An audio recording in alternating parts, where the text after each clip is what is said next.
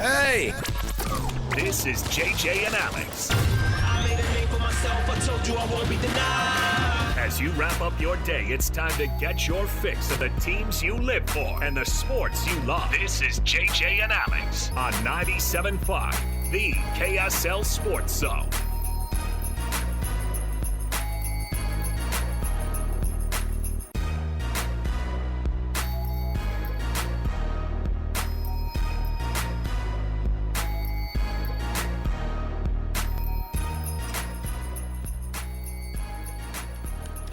All right, everybody, welcome on in. Happy Thursday to you. Man, we're just mowing through this week. We have actual college football tomorrow. Tomorrow, JJ. You know what that means? Our football Fridays are going to be even more intense just because there is going to be an actual college football game tomorrow night. It's a game day tomorrow. I'm excited. Hold on, where are we at tomorrow night for Game Night Live? Stansbury High School. They're Versus? hosting Ridgeline High School, one of the best teams in the state. So that's a 4A team ranked in the top 5 in the state. Pretty impressive. Yeah, what's up with that? They're loaded with talent. You guys had to face off against those dudes last week, right? Or no, who is it? Ridgeline. No, we're talking one of the Logan teams, yeah? Yeah. Out of Millville. Man, that's a long trip for them. That's It a long is, trip down. Especially on a Friday in Yeah. rush hour traffic. Oh, man. Yeah. So we'll be at Stansbury High School tomorrow. Yes. That's where we're going to do our football Fridays. We'll get you ready for BYU versus West Virginia. And then that's it. Because the rest of the week, we've been told, don't talk to Bronco Mendenhall, okay? He's getting his team all sorts of ready for Hawaii next week. I assume that means that he's taking them to Hawaii early for a party. Does that sound like Bronco Mendenhall? If you play Hawaii after a bye week, doesn't that mean you just go spend 2 weeks in Hawaii? I think. What's the point? If there's something Bronco Mendenhall's good for, it's taking the team we're out going to early to Hawaii. relax. Oh, yeah. I want to just – he's like, look, that's the bye week of the century. I want these guys to come out. We're going to go out to Hawaii early. We're just going to spend some time together. We're going to rent some mopeds with some shaky tires, and we're going to go, and we're just going to hit the islands. And I just want these guys to relax. And, we'll play a football game in the middle of all that. Does that sound like Bronco? Heck yeah. A lot of fun. Yeah, right. Well, Bronco does love the islands. I know, but I actually heard him talking about it, and he's like, playing out at the islands is tough. We will not take it lightly. He's like, these guys can't have one bit of Is fun. that your Bronco Mendenhall impression? We're going to be going out to the islands. That's real whispery. You know what it is. It's very reverent. Is that the term for Bronco is very reverent. He's very reverent. And if he's like, if you go above certain decibel levels, you'll be suspended from the team. Can't talk too loud. He was a very good sunbeam. Oh, we got tons to go over today. First of all, Cole Bagley's in the house. He's actually in the building, so we'll chat with him. And there's another pregame. I know that the preseason games don't matter for the Mammoth, right? We've been told. No, that. they don't. But however, you can go in the building tonight and see the brand new, shiny new inside of the Delta Center. Well, and you can do it with some brand new jerseys too. Oh yeah. They released the jerseys today. They released the jerseys today. We were coming up with some fun names what we could put on the back of our jerseys for our program. Why don't we look if the team store wanted us to get on board, we could wear the JJ and Alex edition of the customized premium quality authentic pro jersey. That's a mere $500 on the website. The $500 one. It's the top only, of the line, the real deal. Yeah, because I mean, look, it's a $500 jersey. Let's put our names on it. Let's get it going. It is tempting to go over there. I actually do want to go. I'll probably go over there right after because they're going to be, at that point, don't they close the store down? I have to have a ticket to get in. No, I know they don't close it down. Like, they're letting people into the stadium at that point. You can go run over there during a commercial break. All right. Hey, Annapolis. Just give me like probably 2.5 minutes, I guess, for me to get over there and back. 2.5? That elevator takes 5 minutes alone. If I'm not back, just assume that I got you guys some gear. I tell you what, though, I'm not going over. You want to know why? Because I'd walk out with a $250 purchase. No, you wouldn't. It's too tempting. It is. The Those fun. brand new black Mammoth sweaters are beautiful. Yeah, we've come a long way since calling them jerseys. That. We've come a long way since calling them jerseys. They're sweaters. Yeah. So we got playoff baseball up on the screen. Checks notes. The Reds didn't show up for the playoffs. It's fine. The Dodgers are supposed to win. The narrative from the Major League Baseball is Ohtani has to get to at least a pennant game, if not the World Series. Otherwise, There's no point. Well, in that offense, it's tough for them to lose. Yeah, when those guys come up, it's pretty Their crazy. bullpen's bad, but they score enough runs to overcome it. It's easy to see why the Giants had no shot against the Dodgers out west, right? That was me taking a little shot at Lloyd. Is he in there? I don't even know if he even cheers for the Giants anymore. Come on. He's fully shifted over to Raiders. He's like, fandom. yeah, they won 3 World Series during his lifetime. He's like, yeah, that's enough. listen, I was going to say, like, I'm excited because the Mariners are going to play in the playoffs. I have full expectations they're going to blow it and not go even past the divisional round. Fine. And it's the first time they haven't won a playoff game since 2001. That's where my life is with baseball. Jeez. They've packed that stadium every dang freaking night. Well, I'll tell you who's about to blow it is the Guardians. They're down 2-1 in game 3. They would have gone all that way from 15.5 games back just to lose in the wild card round. That's the team they caught. Heartbreak of baseball. There you go. Top of the 7th right now, 2-1 Detroit.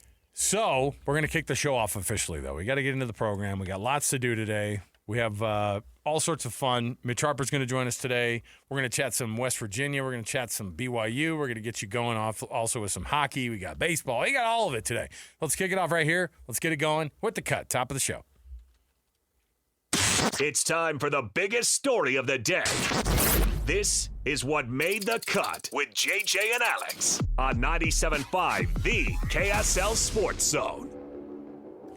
Trajan Wealth brings you this portion of the program. TRAJAN Wealth.com for all your trusted local needs in retirement. Just TrajanWealth.com.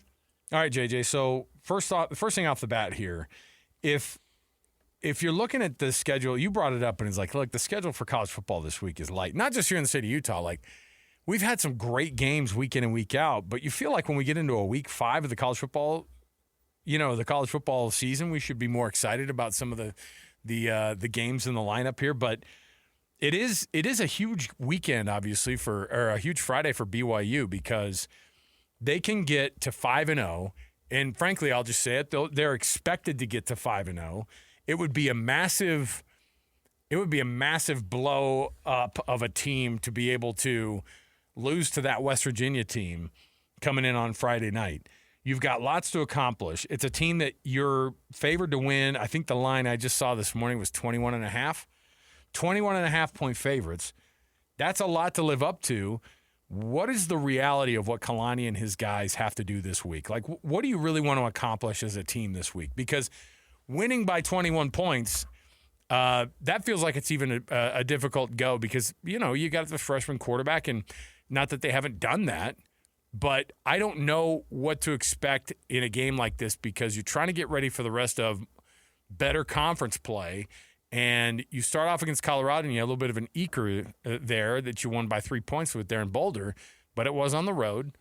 I don't know what you're trying to accomplish this weekend aside from – in my mind, I'm just one of those guys that goes, just win, and I don't care how you do it. Just get the W and get to 5-0. Not this week. You're at home.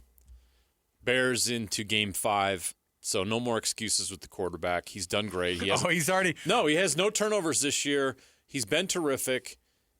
Kick their friggin' butts. Did I edit that? Good job. Like, BYU needs to, start flexing some muscle. Like, last week was a let's get out of Boulder with a win type deal. You're back home now against a beat-up West Virginia team. You watched your rival beat them 48-14 on the road.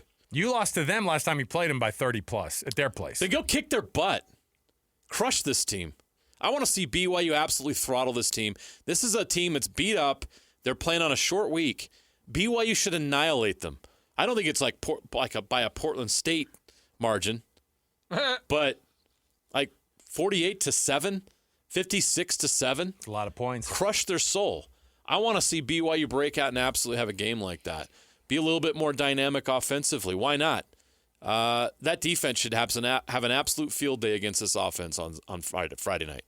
There should be a lot of turnovers. There should be a lot of disruptive plays, a lot of chaos on defense. And then on offense, execution, march down the field and score. Your goal should be to score on every single drive. So I know where JJ stands on how this one should go. I'm one of these guys that you're not going to have a game again like this the rest of the year where you're favored by this much. It's interesting. Go make it happen. I'm interested to see what Arizona does this weekend. Oh yeah, because we don't really know what they are necessarily yet either. And I say either because I don't know if I totally know what BYU is. And if you're a BYU fan, you go, hey, man, they're 4-0. That's what they are. You are what your record is. Certainly. But you haven't played a schedule that is dynamic, really, right? It's been perfect for Bear. That's great. Kalani Sitake this week at practice talking about improving as a team before they get to West Virginia this week coming into Friday. And I'll tell you, too, when the Mountaineers come to Provo, they're not going to be worried. This is a team that people have written off, which is a scary way of kind of approaching a season, right? And a scary way of approaching an opponent. I always think it's nerve-wracking for me when somebody goes, they have no. Not only are they bad, they're not going to be good the rest of the year. And Rich Rod, sign him off. He's not going to be any good. However, I will say that him focusing this week with his team internally to figure out how they can not just beat West Virginia, but just get better as a team. Here's what Kalani said about focusing on that. A lot of talent we see on their team, but more than anything, we got to focus on us being assignment sound and making sure that we're doing everything the right way. For me, it's a day earlier, so we can see if we can get those things fixed that we can control on our end and be ready for that game Friday night. Next up, one of the things that I was listening to this week, because I listen to every week, I kind of go through the audio and listen to the press conferences and things. And when we were listening to this too, Kalani talked about Rich Rod, and everybody's like all effusive about each other. I always love this like love fest that they do on coaches, right? And Rich Rod's one of these guys that are like, he's definitely been an innovator on offense. But like it's been a minute, right? I mean, yeah. He was coaching at the FCS level last year. Rich Rod, who was at Arizona and changing the world there, and then doing the same thing at Michigan, is the different guy. Well, and frankly, failing at Michigan and failing at Arizona, different guy than the dude 25 years ago at West Virginia, where he's trying to kind of fire that back up again. Here's what Kalani said about Rich Rod. Anyone that knows anything about college football saw what Rich Rod was doing back in the day. He's been a head coach for a long time, and so he had things rolling for quite a long time, especially there at West Virginia. Anybody that liked football knew all the talent and the things that they were doing offensively there. It's almost it's almost like he didn't know what else to say about him. Like, man, he used to be great. It sounds very much like it's not how he meant it to come across, but it's very much how it came across. When your kids are like, man, they're looking at your pictures in high school and be like, you had hair back then. I'm like, all right, settle down. All right, it feels a little bit like that commentary. It's like, I don't know if you know, but Rich Rod, he called some pretty good plays back at West Virginia, and he got some jobs based off of those innovations on offense alone.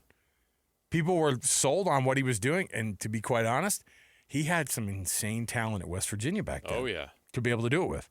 So he knows that West Virginia is going to be kind of approaching this thing the right way, and he knows that West Virginia is going to have to scheme up quite a bit this week to even have a shot against BYU. The guy makes his mark anywhere that he goes and finds ways to get things going. And I think they've had some bad luck with injuries. And so we have to prepare, because I know he's extremely smart. And you look at his coaching staff, they're all bright. And so this isn't going to be easy. We just have to be ready to make sure that we defend our home ground and that we can lean on our home crowd to give us an advantage, hopefully. He was asked, Kalani, this is the last one with Kalani here. He was asked about why, how getting out to that 14-0 deficit, what they kind of did to get there, one, and then how to get out of it. Here's what he said about it.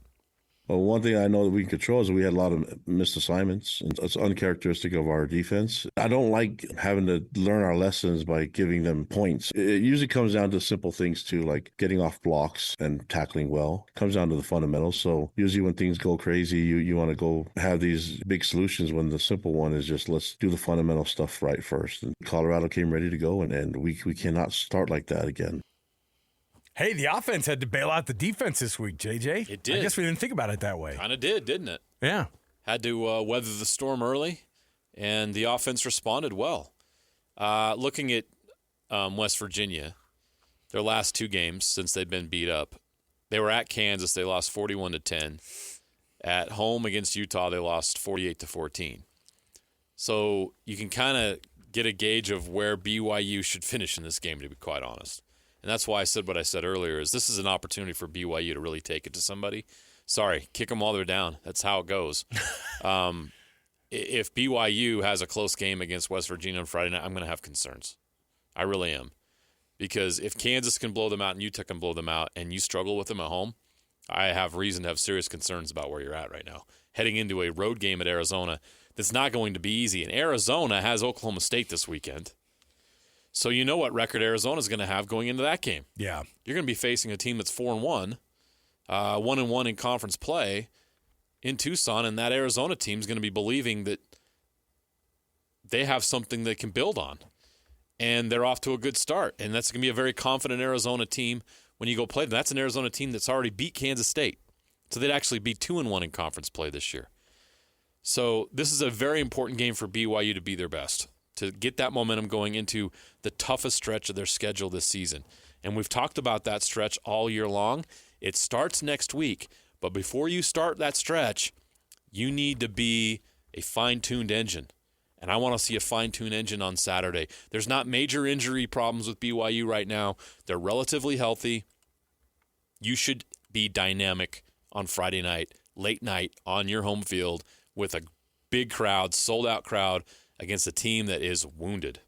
That is a beat-up team.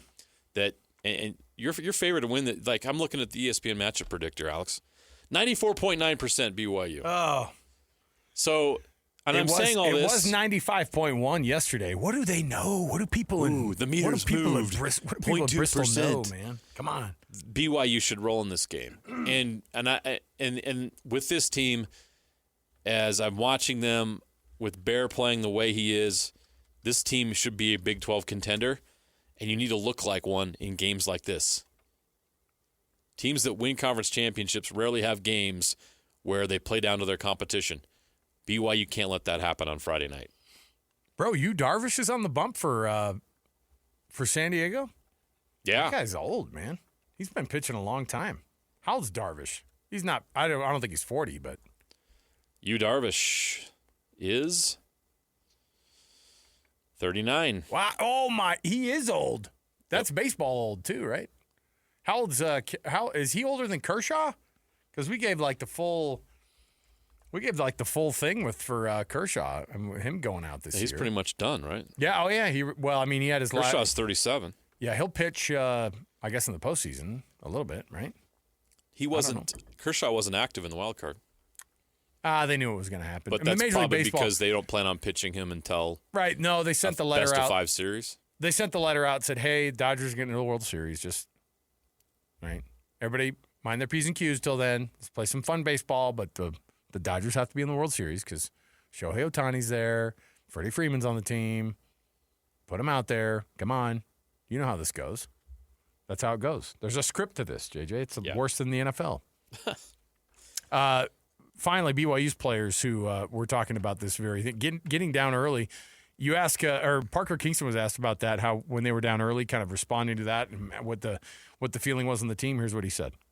Yeah, I mean, it just shows how resilient our team is on both sides of the ball. They came out, it was 14-0 before we could even blink. Defense stepped up big time, stopping them in the second quarter to let us come back. And then from then on, we were just rolling, moving the ball down the field. The defense was stuffing them, getting huge sacks. Special teams was making big plays with Sam pinning them deep in their own end zone. And it's been good to see the team come together in those tough wins. We haven't really had adversity, and I think that was our first taste of adversity, and we handled it well. Andrew Gentry's one of these offensive linemen that they're starting to lean on more and more, right? And here's what he had to say about the team, their prep for West Virginia, but also that game against Colorado. They do a lot, speaking specifically about the defense. They're going to do a lot. They're going to give us a lot of different fronts. They're going to have good athletes. And, it's Big 12 play, so everybody's going to be good, right? You can never take any week for granted. Every team is going to have phenomenal athletes. So West Virginia's got great athletes. They got great coaches. So it's going to be a really great game, and we're really excited to play it and excited for the challenge ahead. And then finally, Bodie Schoonover. Was it Bodie Schoonover? We were listening to that soundbite yesterday where he came in and he put on 50 pounds of was it him? Yeah. Bodie Schoonover puts on 50 pounds of muscle to be able to be a better football player. Here's what he said this week about the matchup. We've always just believed that, ever since winter workouts, we've known what it's going to take. We've seen it last year. We had some good players come in, but we also have good players here already. We've always believed that we are a dominant defense, and so now we're just showing it. That's a guy who's starting to show up, right? I mean, you talk about names. A lot of guys get, obviously you got your linebackers that are the sexy sell on that side of the defense, right? Yeah. And then you even talk about the defensive tackles more than you do about the defensive ends. And Bodie Schoonover, I mean, this dude. I mean, we talked about this guy a lot when he was in high school. Didn't he go to AAF? Yeah, American Fork High School, yes. He's a beast, right? And what's awesome is seeing these guys go through and they ask him to put on 50 pounds of muscle, over a couple of seasons, and yeah, what would make this defense insanely crazy now is to have an edge rush that would be even better than they've had. Listen, everyone knows the sack woes that this team has had, and for all intents and purposes, this year they've made adjustments and scheme things a little bit differently so that they could get those. And those sack numbers have gone up. Jack Kelly's got, 4 or 5 himself? And this team is getting to the quarterback and pressuring the quarterback. It's not just about the interceptions. It's about getting to that quarterback. And making those sacks was always weird because it was like, this is a great defense. Yeah. Best defense in the Big 12 last year, second worst in the conference in sacks. Like, that doesn't make any sense, right? Yeah. And it was just a weird way that they were able to play on the defensive side of the ball. And Bodie Schoonover's been one of those guys that I think has been a bright spot for this defense as well. When you brought up about West Virginia and just like you got to kick these guys while they're down, there isn't really a bottom of the Big 12 year in and year out that you can guarantee, right? Like other conferences you look at and you go, yeah, for sure. I mean, Oklahoma State feels like that team right now.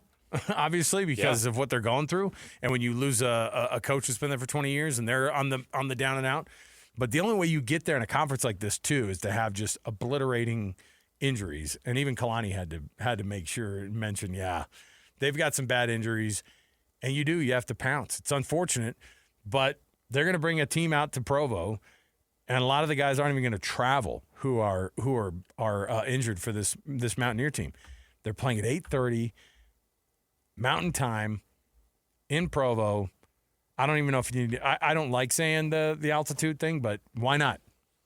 Pile on, sure. Pile on. So the odds are very much stacked against West Virginia on Friday night. BYU can't help them. They cannot give them hope. And not to go too far ahead of things, but like if Arizona ends up being middling at best, or maybe they were overperforming a little bit in those first games, but have they really improved from the dumpster fire they kind of turned into last year? I think they have improved, but it might just be an even better next step than we talked about, kind of in the progression of your team to kind of work your way all the way up to some of the best competition. The only way you're going to get better is playing better competition. This week, unfortunately, is not going to necessarily be that, but I do think that Colorado to West Virginia to Arizona down in Tucson is a great stepping stone for you to be able to get to the hardest part of your schedule, and frankly, the hardest part of what looks like right now anybody's schedule. I don't know another team in the Big 12 that has a gauntlet like BYU week in and week out. That's why it's always funny when October, November. We get caught up in the how easy your schedule is. Oh, the ease of schedule, and you're like, I don't know if that's the case. It's going to even out here very quick. All right, let's take a break here before we or when we come back. We've got ourselves. We didn't get to listen to Ace Bailey. We wanted to hear Ace Bailey. We wanted you to hear Ace Bailey at his media availability this week. As you get ready for this Jazz season, I think it's important that one of the guys you need to get excited about, you think about what this roster brings.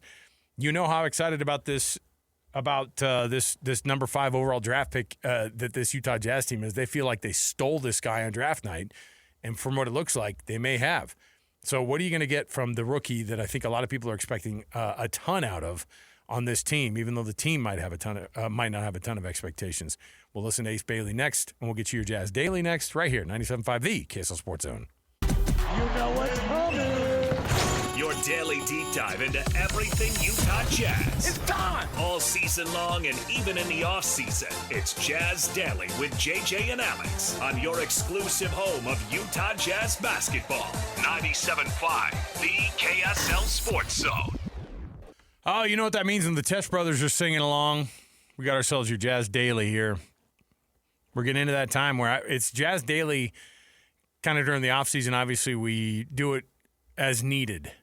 But then during the actual season itself, we get you covered every day with anything Jazz related every day.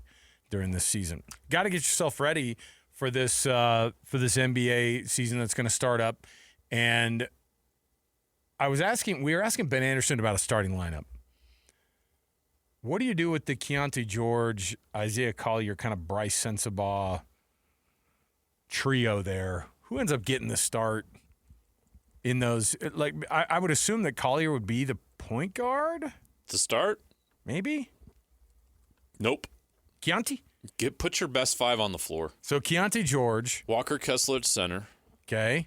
Lowry at power forward. Lowry at 4. Let's go. Oh, man. Ace Bailey at the 3. Yeah. You can put him at 3 or 2. Okay. And then 2 is where I'd be throwing around different names. I think Key would be the choice at point guard right now. And then that, like, Bryce Sensabaugh has had a good enough Bryce of a... Sensabaugh I would consider for one of those spots there. Okay. But maybe you go, So Keontae George, Bryce Sensabaugh, Ace Bailey, Lowry, and Walker. You all right with that starting lineup? I don't hate it. Maybe you do this. Walker Kessler at center, Lowry, Taylor Hendricks, Ace Bailey, Keontae. Okay, see, now that's a great question. What about let's get Taylor Hendricks where's Taylor in there. Hendricks get worked into then? Put him in the 3 or the 4. I think he can play either of those positions. I like that starting 5. Okay. And then you can work in other guys. Flip. Then you get Flip worked in there Bring somewhere. him off the bench. By the way, Walt Clayton at point guard or Cody, Isaiah Collier. Cody Williams, you got to start talking about him again. How far down the depth chart is Cody right now? This is a big year for Cody to break into the rotation.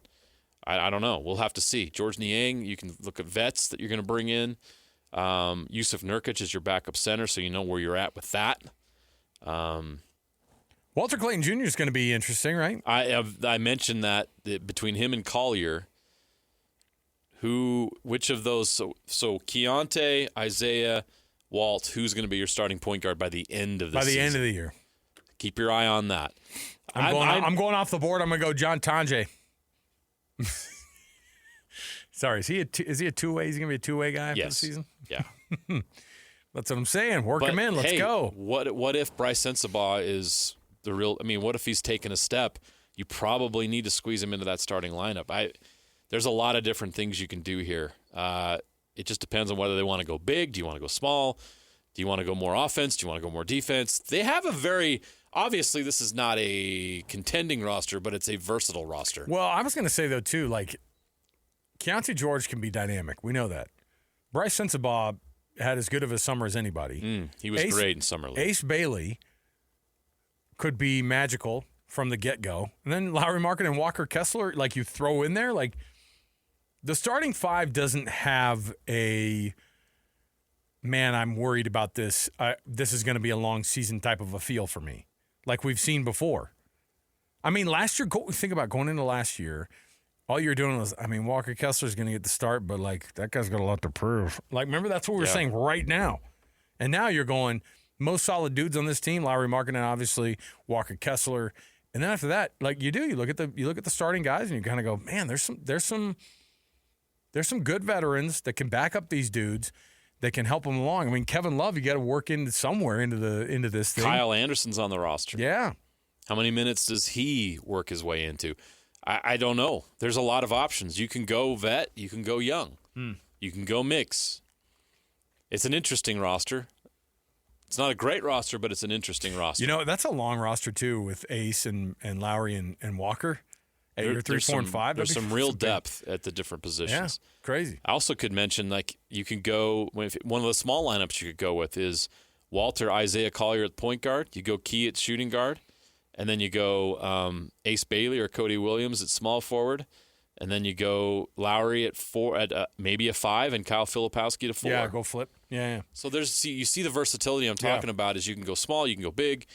It's going to be very interesting to see what kind of rotation is built. Will Hardy decides to go with a week into the season. Well, on the other side of it, too, maybe you throw Flip at that 3 and Ace at 2.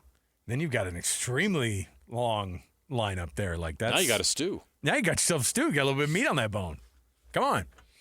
All right. Let's one of the guys we wanted to hear from was Ace Bailey, who comes in on his first year in the media during media day, and obviously the news was he had just gotten rid of his his manager. And, with the tumult of coming to a new team and whether or not he wanted to be in Utah and how that whole thing went down, all that is shoved to the side because now it's down to playing basketball, and you're seeing a guy who's bought into firing up an NBA career because you can be great in these markets, and you can be great at Utah even if it's not what you pictured yourself doing right after college. You can make yourself great, though. So how do you do it? Here's what Ace Bailey said about getting things started here and how excited he is to get going on this rookie season.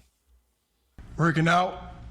Everything here, first game, first year, I'm ready. I mean, I'm pumped. I only got no words for it. I'm so excited.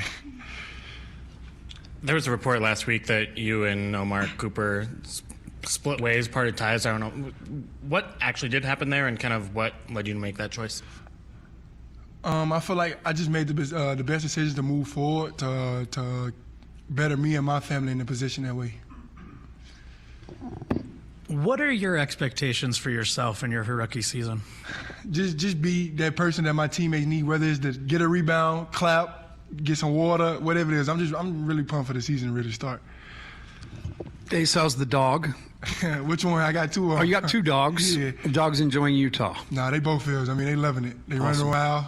Halo keep coming to the gym with me. Halo done got famous more than me now. Just your general impressions of Utah since you've been here. My impression on Utah is very good. I mean, I done got out of my comfort zone. I went hiking. I mean, golfing. I mean, I'm gonna try fly fishing. I ain't never did that before, but it's been great. Trying new things outside my comfort zone for sure. Ace, coming out of Summer League, what were some of your areas of focus for your game? Physicality and getting in shape better. Those are two main things I was really focused on. Hi, so you're a first-round draft pick on a young group of guys. I think you are the youngest guy. There should be so much pressure on you, but you seem to be having the absolute time of your life. Just explain that to me. You seem like you feel no pressure at all. I mean, not everybody get to sit in these chairs, so I mean, once you're in these chairs, it should be a blessing. I mean, the goal was to be in the NBA. I'm here, so now it's just have fun with it. I mean, play the game I love to do. We heard that you guys went to Dallas and that there was a trip with Key, and I want to hear about that and kind of the camaraderie that you are getting with the other young guys that are on this team. But then the second part of the question is, how important is it for you to kind of pick the brain of guys like Kyle Anderson and Kevin Love and, play with some of the vets that have been in the league for a long time?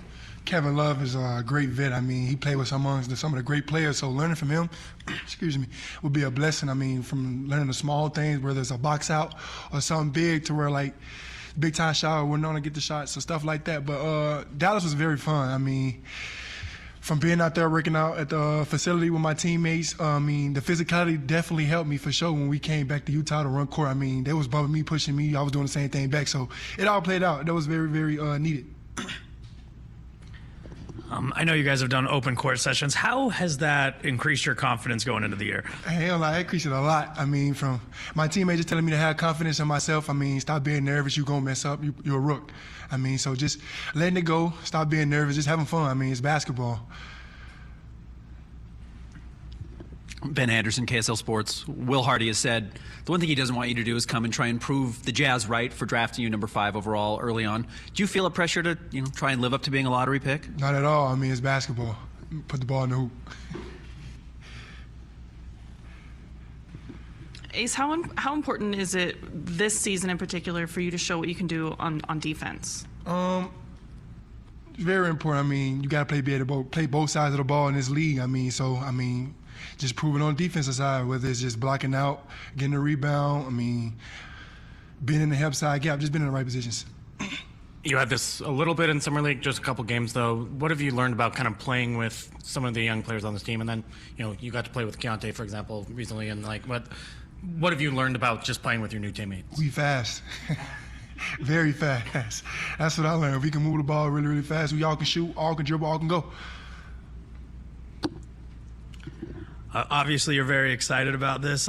Is there something that excites you the most, like a game that you're looking forward to? Is there something that you've kind of put on a pedestal in your head? My first game, that's my favorite part of it. I mean, just playing my first game, getting all the nervousness out. Do you think that you'll get the nerves out in preseason, or do you think that that first real game of the season is going to be different? Who knows? I don't know. I feel like if I have a good game pregame, it'll all be away. I mean, I feel like it'll come and it go. It comes when it comes. I got to ask, we know Halo. What's the other dog? Prince. Prince. Yeah, he's a Yorkie. Okay. He's a year and 2 months now. Okay. What's your relationship been with Will and kind of building that? No, it's been great with Coach Will, from learning the small things, just staying consistent with him. I mean, learning things off and on the court with Coach Will. Coach Will is a great guy. Speaking of excitement, how much are you looking forward to being teammates with Isaiah after competing against each other in high school? He put me out in the Elite 8, but I'm looking forward to it, though, for sure. I mean, for playing with Isaiah, playing against him was fun. Now, I know playing with him going to be even more fun. I know there's a big gap in age between you and Walt and John, but generally groups of draft classes kind of bond together. They come into the league together. They go through the same thing. What is your relationship like with those two guys? My relationship great with those two. I mean, asking them where furniture at to just put in the house. I mean, I don't know. Them going with me. It's just fun. Being around those two, learning a lot from those. Even though we rookie, the age gap is there, but they much more mature, and they'll tell me, Ace, this, and this. They'll tell me the little ways they know too also, whether if it's on the court or off the court. There you go, Ace Bagley. I get the idea. He's pretty excited about playing basketball, JJ. Love the energy from this kid. That's what you want out of a rookie, out of a kid coming into the league, is to have that energy about him and that positive outlook. Look, the NBA is tough. It's an 82-game grind every year. I've seen a lot of covering the league for 20 years now. I see guys get chewed up and spit out by this league. It's brutal. It can be a tough league. You need that in the locker room. You need a young guy that has that kind of optimism and outlook and just an excitement to be there. There's a humility about Ace that I see, while at the same time there's a massive amount of confidence in what he can do on a basketball floor, and I think that's a great combination. We've seen often guys come into the league that don't have the humility part. I think there is a humility about him. He, like he said, I'll get guys water if I have to. He's the number 5 pick in the draft. This is a kid that was ranked at one point the top player in the draft. Some people thought he was going to go ahead of Cooper Flagg early on in the process. This kid is extremely talented, and he's talking about, I'll do whatever it takes. I'll go get water for the guys. I love it. This is a kid that's humble but doesn't even realize and recognize how good he can be. You know who does, though? I know Will Hardy knows how good this kid can be, and he said it. His ceiling's just incredibly high. So Ace Bailey, rookie, young, obviously. That everybody keeps bringing it up. You know who's 1 month older than Ace Bailey? I just gave it away. Who? Bear Bachmeyer. Wow. He's a month older than Ace Bailey. If you have any questions as to whether or not these guys getting started up at an early freaking age, what were you doing when you were 18, 19? It's pretty impressive. Yeah, not getting ready to go to the NBA, not getting ready for my 5th start as a quarterback at BYU. But yeah, Ace Bailey is 1 month older. Bear Bachmeyer is 1 month older than Ace Bailey. And we've been talking about is the youth of Bear Bachmeyer. You kind of have to have and that's why the expectations are wild for Ace Bailey, right? For people to have an insane amount of you better be good right now. And the reality is when you see him on the court, the world-class talent that you have to start an NBA game at 19 is crazy. But that's what's bonkers to me is all we've been talking about is the youth of Bear Bachmeyer, and he's actually older than Ace Bailey, and he is about to start up his NBA season, his NBA career. That's how, just perspective-wise, that was a shocker for me to find out. All right, we'll take a break. We'll come back. When we do return, we've got ourselves a Would You Rather right around the corner. Don't want to miss it. Stay here, 97.5 the KSL Sports Zone. Listen, everybody. Real-life hypotheticals to get your brain churning. As JJ and Alex ask, would you rather?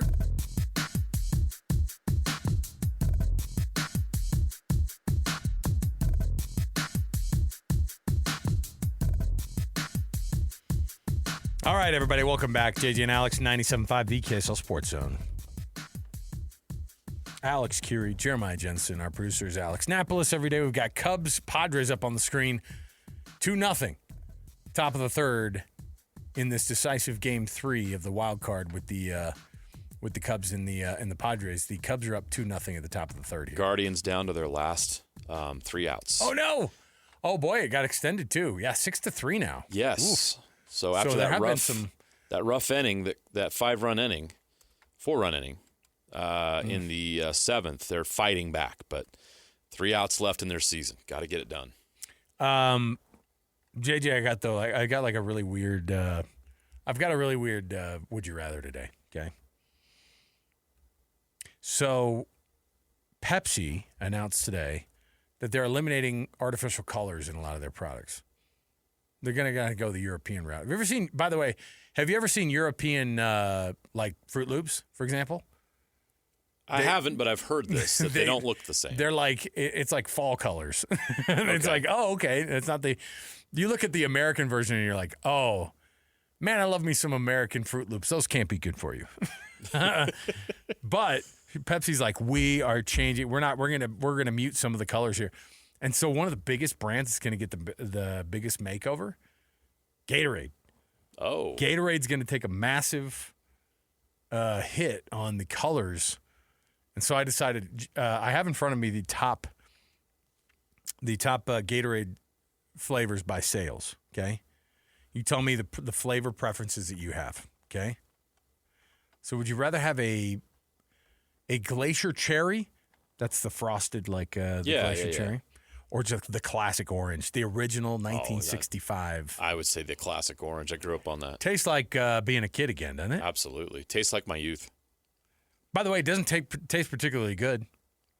I don't think anybody. We all remember this, right? Gatorade's significantly overrated, by the way. Yes, it is. Just sugar water. I don't care, but my kids are desperate after everything. They're like, we're going to Gatorade.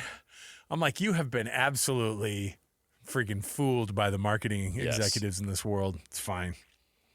Now, the orange flavor, by the way, number 5 by sales. You would think that it'd be higher. I thought it'd be higher. Yeah. But there's a lot of new flavors. Okay, so give me the shot of what the number 1 is. What's the number 1 Gatorade flavor? My kids like the blue one, whatever that is, the Glacier something. There's a Glacier Freeze that's part of the Frost series. It's a light blue. Okay. What's the darker blue one? But Cool Blue is the number 1. Yep, that's what I thought. Overall Gatorade flavor. I hate it. I don't like that one. Okay. Fruit Punch is number 2. Lemon Lime, the classic, number 3. Fruit Punch is gross. Glacier Cherry. But the number, so you're going to go, so 7 is Passion Fruit. By the way, these are all going to look very different, is what I'm saying. It's going to look like water? I don't know. So, I mean, the Cool Blue, I bet half of the reason why it's even blue at all is because that fake coloring. All right. So they're going to have to start, like, I don't know, what do they do? It's not like there's anything natural in there that gives it that color. What, they're going to to put real blueberries in there now? That's what I'm saying. No. Come on. Is there some, like, natural coloring we could get out of a... You know what I'll do? I'll just add my own. I'll put, like, a Sharpie in there for just a couple of seconds. Kind of get it back to... Whew. It's not going to affect the flavor. Passion Fruit's number 7. Never had it. Lightning Blast. I couldn't tell you what that is either. Grape is number 9. And then the number 10 flavor is actually the one that my 8-year-old gets so that his siblings won't drink it. Lime Cucumber. Never heard of it. I know. Who wants cucumbers in their freaking Gatorade? Not me. I know. It's like you're going to a, what am I going to a baby shower? It's fire. No, it is not. First of all, no Gatorade flavor is fire. We've already determined this. It's not good. It'll do. If I had to go out of my way to go get a Gatorade, it would be the lime cucumber one. Oh, well, I'm a sucker for it. You and my 8-year-old Deacon can jam on it. Maybe, yeah. Look, maybe I underestimated you. You're a great guy to have at those baby showers for those moms in Draper. I got some cucumber flavored water. He's a hipster when it comes to Gatorade flavors. No, but my son Deacon figured out if I get this, no one else drinks it. Because if it's in the fridge, my kids all just drink it. Who drank my Gatorade? But no one drinks Deacon's lime cucumber. So, Napolis, you got something there. If you bring it in the fridge here, we're not going to drink it. So, you got it. Hey, we got some breaking news, sports news. Do you want to do it? Fire it up. I don't know what it is, but JJ's got it in front of him. From the breaking news desk right here, middle of the show. What do you have here for us, JJ? The Detroit Tigers have advanced to the American League Divisional Series. They will play the Seattle Mariners. They have defeated the Cleveland Guardians 6-3. They win that series 2-1.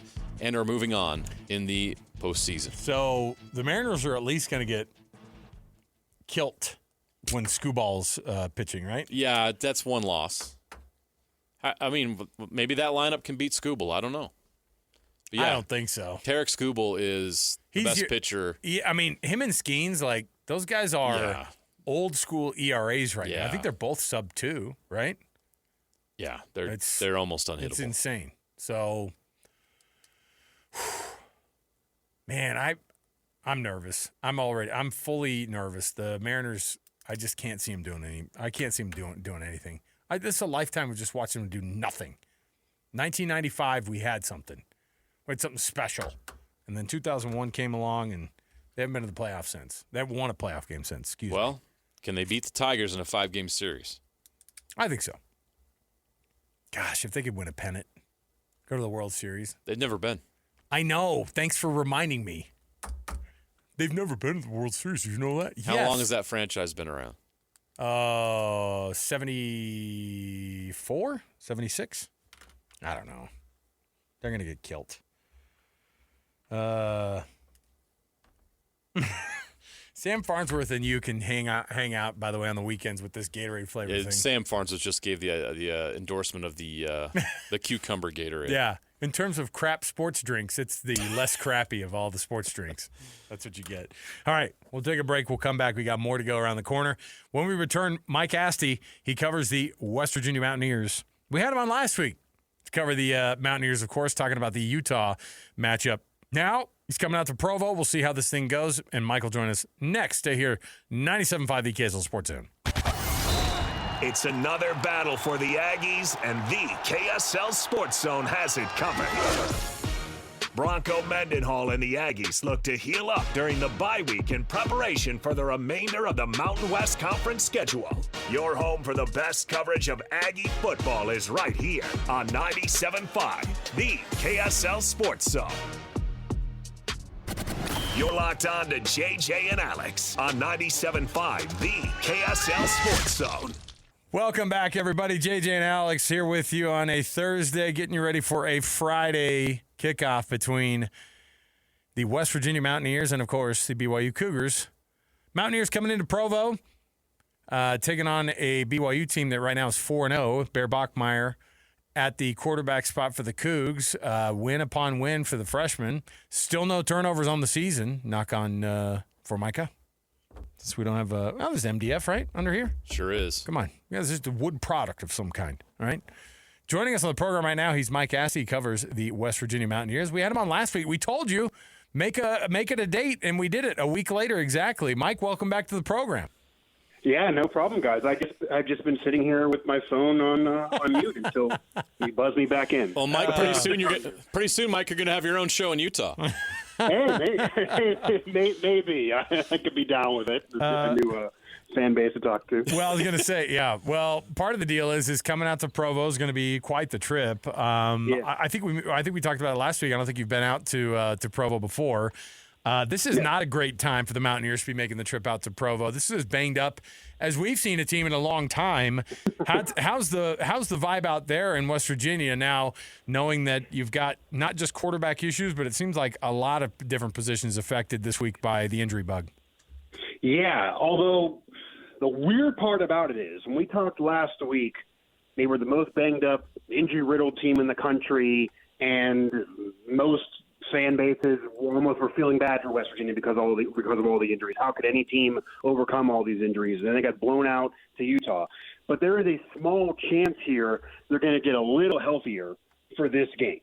So, as you mentioned, the quarterback situation, Nika Morkiel wasn't going to play anyway. He's now getting a medical red shirt. He's out for the year, likely going to transfer. They tried Jalen Henderson against Utah. That did not work. And now they're expected to start Khalil Wilkins, who's a freshman, and give him a look. He played at the end of the Utah game and actually performed admirably at the end there. They moved the ball the best with him to this point. But aside from the QB position, Ty Edwards, who was the star running back from the backyard brawl with 141 yards, 3 touchdowns, came in for Jaheim White, gashed the Panthers. He's been questionable, missed the last couple of weeks. There's a chance he plays in this game. He's moving and leaning towards playing in this game. And there were a few others that may get in there that have missed recently. But the stars, that everybody maybe was familiar with going into the year, of Jaheim White, Nika Markiel, Jaden Bray, etc., they're out for the year, and as I said, Nika Markiel likely moving on in general. So they're still a very banged-up team, but they're a little healthier than last week, and even getting Ty Edwards back would be a major boost for a run-first offense that's not really been able to run that well since the backyard brawl when he was doing it and doing it very, very well and leading them to that win. So maybe they're a little healthier now, but they're still very, very banged up. They have been blown out in their only 2 Big 12 games. They're very inconsistent on offense. Defensively, they were great in out-of-conference play, and they've now been rough in Big 12 play. So it's a West Virginia team that likely is going to get blown out again unless they find something in Khalil Wilkins that leads them to the upset. So Khalil Wilkins will get the start at quarterback. What can you tell us about him? So he's a freshman. Ironically enough, if he becomes the guy, and if we all watch, because Mountaineer fans have their dream blinders on right now, that this could be 2005 all over again. And Pat White came in the Louisville game. It was around week 4 or 5 like this. He was a backup. No one heard of him. All of a sudden becomes a legend. If that occurs, it'll be kind of funny. It'll be a Neil Brown recruit doing it. He was a Neil Brown recruit that very much fit the WVU dual threat Rich Rodriguez mold. He's a little bit of a slender build, but has bulked up now. He is a burner. He's very fast. He's more of a dual threat than really anybody else besides maybe Scotty Fox, the other freshman on the team. He can throw a little bit better than Jalen Henderson has been. I wouldn't say he lives and dies off of his arm, but he can give you something through the air, and he's mostly a solid runner that can maybe turn a play that's dead into something else. So he's very young. He's inexperienced. He was a Washington, D.C. high school product, I believe a 3-star kid out there, but he was a Neil Brown recruit, and he chose to stay aboard through the Neil Brown transition into Rich Rodriguez. And the only thing I'll add as well, the former coaching staff, I still talk to many of them, they always were very high on Khalil Wilkins, and I even heard comments from them that Rich Rodriguez is going to fall in love with Khalil Wilkins.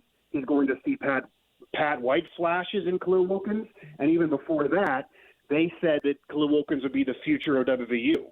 I can't guarantee any of that's going to come to fruition, certainly even maybe not this week, but there's some quiet hype around him from people that have coached him, even if the fan maybe doesn't know that much about him right now. Well, obviously, having a quarterback question mark is not great. Having the running back, position even kind of like, oh, he might get the guy back this week, might get some guys back from injury.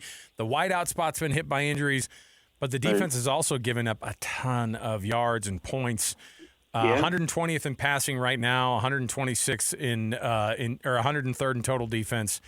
What can you tell us about this Mountaineer defense that's making it so hard right now for them to stop people? Yeah, and the weird thing about, again, those numbers, a lot of it is because of Big 12 play. This defense was performing admirably in out-of-conference play. Even the Ohio loss, losing on the road to a group of 5, that defense played very well in that game, played better against Parker Navarro than Rutgers or anybody else he's faced at the Power 4 level. But now, with the calendar moving into Big 12 play, Kansas and Utah have just destroyed this defense. Mobile quarterbacks is a kryptonite for this defense. They handle Parker Navarro relatively well. They handled Eli Holstein relatively well. But Dampier did pretty much anything he wanted, and even Jalen Daniels did pretty much anything he wanted. That's really been an issue. They've started to miss tackles in Big 12 play. They weren't missing any tackles in out-of-conference play, and they were really sound tackling in the backyard brawl. I don't know what got into them. They hit everything near them. But in Big 12 play, not the case. And the other thing that's different, they were forcing turnovers before conference play. They had 6 takeaways in 2 consecutive games combined. Problem even then was they weren't cashing them in and were barely getting field goals off of them because the offense was struggling so much. But now they're not even getting them at all. And if they do, it's mop-up time and doesn't really matter. So the defense has to play way better than it's been in Big 12 play. The only saving grace, despite those numbers being bad, I think the only awful game the defense had was against Utah. Against Kansas, they were kind of okay in the first half, and then they just got really exhausted Because honestly, guys, anyone who knows football, when you have the only negative of the Rich Rodriguez offense, if it's struggling and it's a high-tempo offense, that means it's 3-4 plays in a minute and a half, you're off the field, the defense is back on the field. They're exhausted. And it's a high-tempo offense even if they can't move the ball and they're punting. So they had 8 punts a game in these games the defense was struggling. If the offense is clicking, that's great. But if not, it makes it really, really tough on a defense. And Zach Alley is a D coordinator. I do like him. He's from Oklahoma. He's a Rich Rod disciple. He is an aggressive, defensive-minded, maybe future head coach. I like talking to him. I think he's a good coach. I think he can get it figured out. But he's getting paid a lot of money. He's getting a lot of their allotment for the coaching staff. They have a lot of coaches this year, and the coaching staff money is more than Neil Brown had, almost double it, and a lot of it's going to Zach Alley. So if this defense doesn't improve, you got to fairly put it on him. But I do think he's a good coach, and we'll see if they can get it fixed. But the offense struggling so much does not help the cause at all. You just got to see Utah up close and personal. I'd love to get your thoughts on the Utes, both good and bad. It's hard to evaluate Utah too much against West Virginia with how banged up they were, especially coming off the Texas Tech game. But I do think Utah is a solid team. I thought when they joined the Big 12 they would be a solid program, could be at the top of the heap in the Big 12. That didn't happen last year. But if they can get healthy, I think this Utah team can hang with pretty much anybody because they have NFL linemen on both the offensive and defensive line. There were NFL scouts in Morgantown to watch that game, and I talked to them. They were watching those linemen and even the tight end. They are just a big-body team that can really win the battle of the trenches and get those short passes to move down the field. If they can do that and click, they can contend with good teams, even though they didn't show it against Texas Tech. Do I think they're going to win the conference this year? No. But I do think they're going to be a good program, going to keep it moving onward and upward this year and then next year. And we'll see what they do now moving on, because beating a banged-up West Virginia team, even talking with the Utah writers in the press box, they all even said they're not getting ranked after this because the Mountaineers have half their starters out, even though they're winning big. They need to kind of prove themselves again against a fully healthy team if they went back in the top 25, at least to stay there. What are your impressions of what this BYU team can do? Obviously, with a freshman quarterback who's kind of learning his craft week on week. It's not that he's blown anybody out of the water, and I don't think he's showing flashes of being a this world beater yet. But I think people see the consistency of not turning the ball over from Bear Bachmeier, and they go, okay, you got something there. And he seems to be when he wants to be. He likes to run the football. They like to make him run the football. What are your impressions of this BYU offense so far? Yeah, so from what I've seen, it's an offense that's kind of a work in progress. But as you mentioned, when you don't turn the football over and you don't kill yourself, it can definitely be something that you can build on. It's a great coaching staff that's been together, and Kalani is one of the maybe more underrated coaches in the country. You could certainly argue they've kind of been hot and cold since joining the Big 12, but I definitely think they have the size. I definitely think they have the run game. Maybe non-conventional to dominate in the Big 12, but those are things that can lead you to wins. And while they have an inexperienced quarterback in general, he now has games under his belt and not making mistakes. And that's really the only way I think West Virginia could maybe make this competitive or win this game is if they force turnovers, uncharacteristic for BYU right now, but the Mountaineers were forcing them weeks ago. If they can do that, then maybe they have a chance here. But that's really the issue, is if West Virginia can force turnovers. But otherwise, if it's a sound, clean game from BYU, they probably should be fine. And maybe BYU has their guy for years to come because they have a quarterback that they were kind of forced to use because of controversy, and maybe they had a blessing in disguise happen where that's their guy for the next 2 to 3 years. West Virginia kind of hopes to have that as they're trying their freshmen out this week. So it's a weird battle of the freshmen. But BYU is a solid program, and I do think that if they can win big in games like this, especially with their home field advantage being so strong, that helps them impress. And as I said, Kalani gets more respect nationally because I even talking to him, he's such a good guy. I mean, I don't know anybody could not like him. He's just such a nice guy. He wants to respect everybody. He's just so humble. He kind of fits what BYU, I'm sure, would want it for their head coach for what that program is and the religious aspect. And yet, when they get on the football field, they have the ability to kind of go physical and ground and pound with anybody. So I kind of like that combination. And we'll see. Maybe West Virginia does something on the field to kind of respect BYU in any way, because I did talk to him and ask him about that. I don't know if you guys remember, but a couple years ago at Morgantown, BYU ran out to the field with the West Virginia state flag. And at the time, we thought it was, how'd they get this? Is it disrespectful? Did they steal it from somebody? But Kalani said that they did it actually to respect the state. And they do it in every state, yeah. Yeah, we were at the time, nobody really was aware. And even talking to the communications department in the box, I was like, how did they get this? They didn't know. So I don't know how they got it, but it was to respect them. So we'll see if that gets flipped. But I like the BYU program from afar, and it's one of the better home field advantages in the country for sure. No doubt, and you hit it on Kalani. He's the perfect fit at BYU, both the nice guy off the field and a warrior on it, as he was as a player under LaVell Edwards. So, and that team certainly follows that energy and that culture that he's established that way. Rich Rod addressed the media this week. What were some of the things he talked about, and specifically, what did he say about BYU's defense? So he and I will also add, he did talk about Kalani and said that they have a relationship a little bit. They're not best friends, but they have a connection from back when Kalani was DC at Utah and he was at Arizona. So they had those matchups and they've stayed in touch over the years. But in terms of BYU, in all honesty, Rich Rod did kind of focus a lot more on what they need to fix in themselves. He does feel like that they haven't been playing near to their capability and they are so banged up.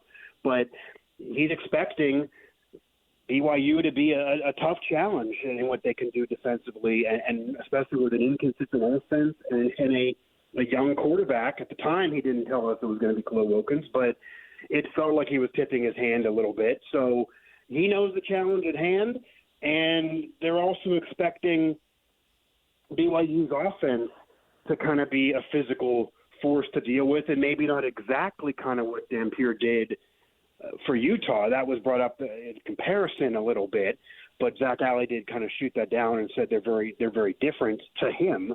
But he feels that Utah has a quote-unquote multiple game plan on both sides of the ball, which is something that Zach Alley feels he does, but they are doing it, and they're doing it better right now.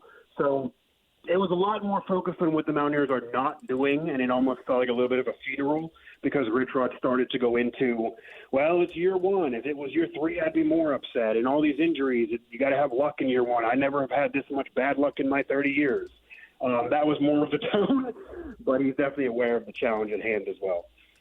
Mike Asti, he covers the West Virginia Mountaineers, and Mike, it's always fun having you on here because I think it's really – I mean, we seem to have you on the line in the offseason, and then, of course, BYU and Utah are both playing West Virginia. I remember when we were talking about these games at Big 12 Media Day, I was like, oh, the West Virginia's got to play Utah at their place one week, and then they have to go right out on a short week to BYU, and we knew this was coming, and here we are, already into week 5 of the season. And the unfortunate thing for the Mountaineers, no bye week at all prior to any of this. Right. So the first bye week for West Virginia comes after this BYU game. I know Utah's on a bye now, so a very late season bye for the most injury-riddled team in the Big 12, maybe in the country. Very, very unlucky. But always love jumping on with you guys, and yeah, maybe I'll have to. In the off-season, we'll talk about. I'll do a show for you guys. There you go. There you go. We'll, all day. At least enjoy a Cougar tail at LaVell Edwards Stadium. I'll come by and give you a hurrah over there in the press box when we see you on Friday. All right, man. There you go. Thanks. Mike Asti. Thanks, Mike. Yeah, WV Sports Now is where you can find that byline right there for Mike. He's awesome. Yeah, nice enough to join us like all year round because there's a lot of West Virginian talk. So there you go. We'll take the break here. We'll come back. He's here in studio, and there's another preseason game. I think it's the final preseason game for the Utah Mammoth coming up here this evening. And you're going to be able to see some of the new digs over there, of course, at Delta Center.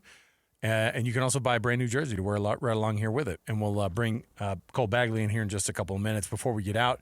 This portion of the show, as always, brought to you by the good folks at the Doug Smith brand of dealerships in American Fork, Spanish Fork, and in Linden. Nobody knows cars like Doug. We'll take a break. We'll chat with Cole Bagley next right here at 97.5, the KSL Sports Zone. Let's go! Complete game coverage of the Cougars is right here on the KSL Sports Zone. It's a Friday night battle in Provo as the undefeated Cougars square off against West Virginia. Your home for the best coverage of Cougar football is right here on 97.5, the KSL Sports Zone. You're locked on to JJ and Alex on 97.5, the KSL Sports Zone. Welcome back, everybody. It is JJ and Alex, 97.5, the KSL Sports Zone. Alex Kirry, Jeremiah Jensen. Our producer is Alex Napolis, as always. Cole Bagley, our Utah Mammoth insider for KSLSports.com. It's hockey season. He's ready to walk over to Delta Center, and we've got a preseason game tonight. Before we get to all that, let's chat with, let's roll out our winner of this week's Hercules Hero of the Week. It's that time of the week for us to do it. Every Thursday, we read off a winner of the Hercules Hero of the Week program. This week's winner is Matt Womack. Congratulations to Matt, who was nominated by Craig Emmett this week. Here's the nomination, or at least a portion of the nomination letter. Matt has been our rec coach for several years, rec soccer for several years. He has had the best sportsmanship of any coach I've ever witnessed. A few years ago, Tooele High needed a volunteer coach to help their unified soccer team prepare for an experience at the Special Olympics in Florida. He took time away from work and family to help those amazing young people with different levels of abilities to go and win a bronze medal, and more importantly, to do it the right way. He doesn't care about winning as much as he cares about the individual players. His teams love him, and he builds up young people to be good human beings first and soccer players second. Congratulations to Matt Womack, this week's winner of our Hercules Hero of the Week program. He wins a gift card courtesy of the folks at Hercules First Federal Credit Union, and then $200 to Beehive Meals. And there you go. You can nominate a person for the Hercules Hero of the Week program just by going to KSLSports.com/contests and making that nomination right there. We appreciate the support from Hercules Credit Union and Beehive Meals on this as well. Couldn't do it without them. Cole Bagley. Cole, what's going on, man? You're in the building. We've got hockey across the street coming up here in a little bit. Is this the final preseason game here before we get ready for the real stuff? Well, I was just going to say, I know I'm getting a little bit older because I'm out here before I come on the show, and I'm eating Taco Bell, and Alex goes, "Are you sure you should be eating that?" No, I did. You're not in college anymore. That's what I said. I go. I like the going full 22-year-old Cole Bagley on this thing, huh? That was only 7 years ago. I know, but it was a combo box, but it was $39 to buy it. Well, and the fee to deliver it over here was. That's even worse. That's even I worse. usually don't. But These old men over here are just like, why would you do that? Why are you paying for somebody to deliver your food? I DoorDashed some Taco Bell. That is some like low self-esteem dinner action here at the station, but at the same time, I didn't feel good about it. Expensive. I didn't feel good about it. Tasted good. Could have had some better options over at the stadium, but it was too long. It was too long of a wait. Exactly. Well, let's talk about that preseason, and I think there's a final tune-up for this team. What do they do kind of in these last few? Is it like the NFL where they go, the veterans aren't going to get the sweat on. Let's let them sit and kind of keep cool, and we'll get these young guys. The last efforts to kind of get guys out there and fight for a roster spot. It's kind of different in the NHL. Like, this is actually going to be their best roster that they put on the ice. Now they're really the warming up to get into it. Yeah, exactly. I mean, most of the cuts have been made. There's still a few to go. But yeah, tonight we're going to see Keller, we're going to see Gunther, we're going to see Peterka, Sergachev. That's one of that's the top power play unit. So yeah, it's a little different than other sports, but I think with hockey, it's all about giving 100% every single game for all 82 games, every single period, and so the culture is a little bit different. Rather than all right, let's give the guys the night off. The regular season starts in a couple days. No, it's go time, and let's figure out exactly how we're going to play, and we're going to start the season right, as early as possible. So it should be a good one tonight. LA is going to be presenting a very close to an NHL roster as well, so we should get some good hockey at Delta Center. Hey, we're a week away from the season opener in Denver against the Colorado Avalanche, so it is go time. And there's an excitement about this. Before we dig into some of the nuts and bolts of what they are and what they look like, what's your just overall view on how good this team should be? And we're all optimistic here, and it would be so exciting to have a Stanley Cup playoff series here for the first time ever. How realistic do you think that is? I think it's pretty realistic. On paper, when you look at this team, this should be a team that gets into the playoffs. You know, when they went into the offseason, they looked at the roster and they went, okay, what are we missing here? We're missing scoring, we're missing some size, and we're missing depth, especially defensively. So what did they go out and do? Well, they made sure to get some scoring in J.J. Peterka. They made sure to get some depth in guys like Nate Schmidt, Brandon Tana, Vitek Vanacek. You know, the size, I don't know that they super address that immediately, but when you look at the prospect pool, you look at Daniil Boot, who's 6'5", you look at Simashev, who's 6'5", you look at Gabe Smith, who's 6'5", 6'6". You know, they drafted Denoyer, who's 6'3". Like, the size is on the way, and that is a little bit harder to get immediately because size is such a premium in the National Hockey League. When you can find a guy that can play really, really well, who's also incredibly big, you know, those guys they don't have a tough time finding contracts. Yeah. And so, you know, are they going to make the playoffs? I don't know, but they should. And that's the expectation, that from the front office down, these guys are expecting playoff hockey here in Salt Lake City in the spring.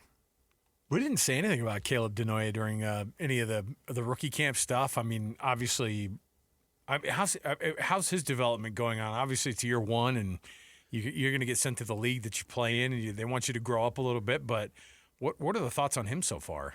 Yeah, so he had wrist surgery, and so he was held out. He did the development camp over the summer, but then he had wrist surgery 4 to 6 weeks before training camp started. So was that kind of a planned thing, though, too? Yeah, well, it was like scheduled, or did he injure it during the?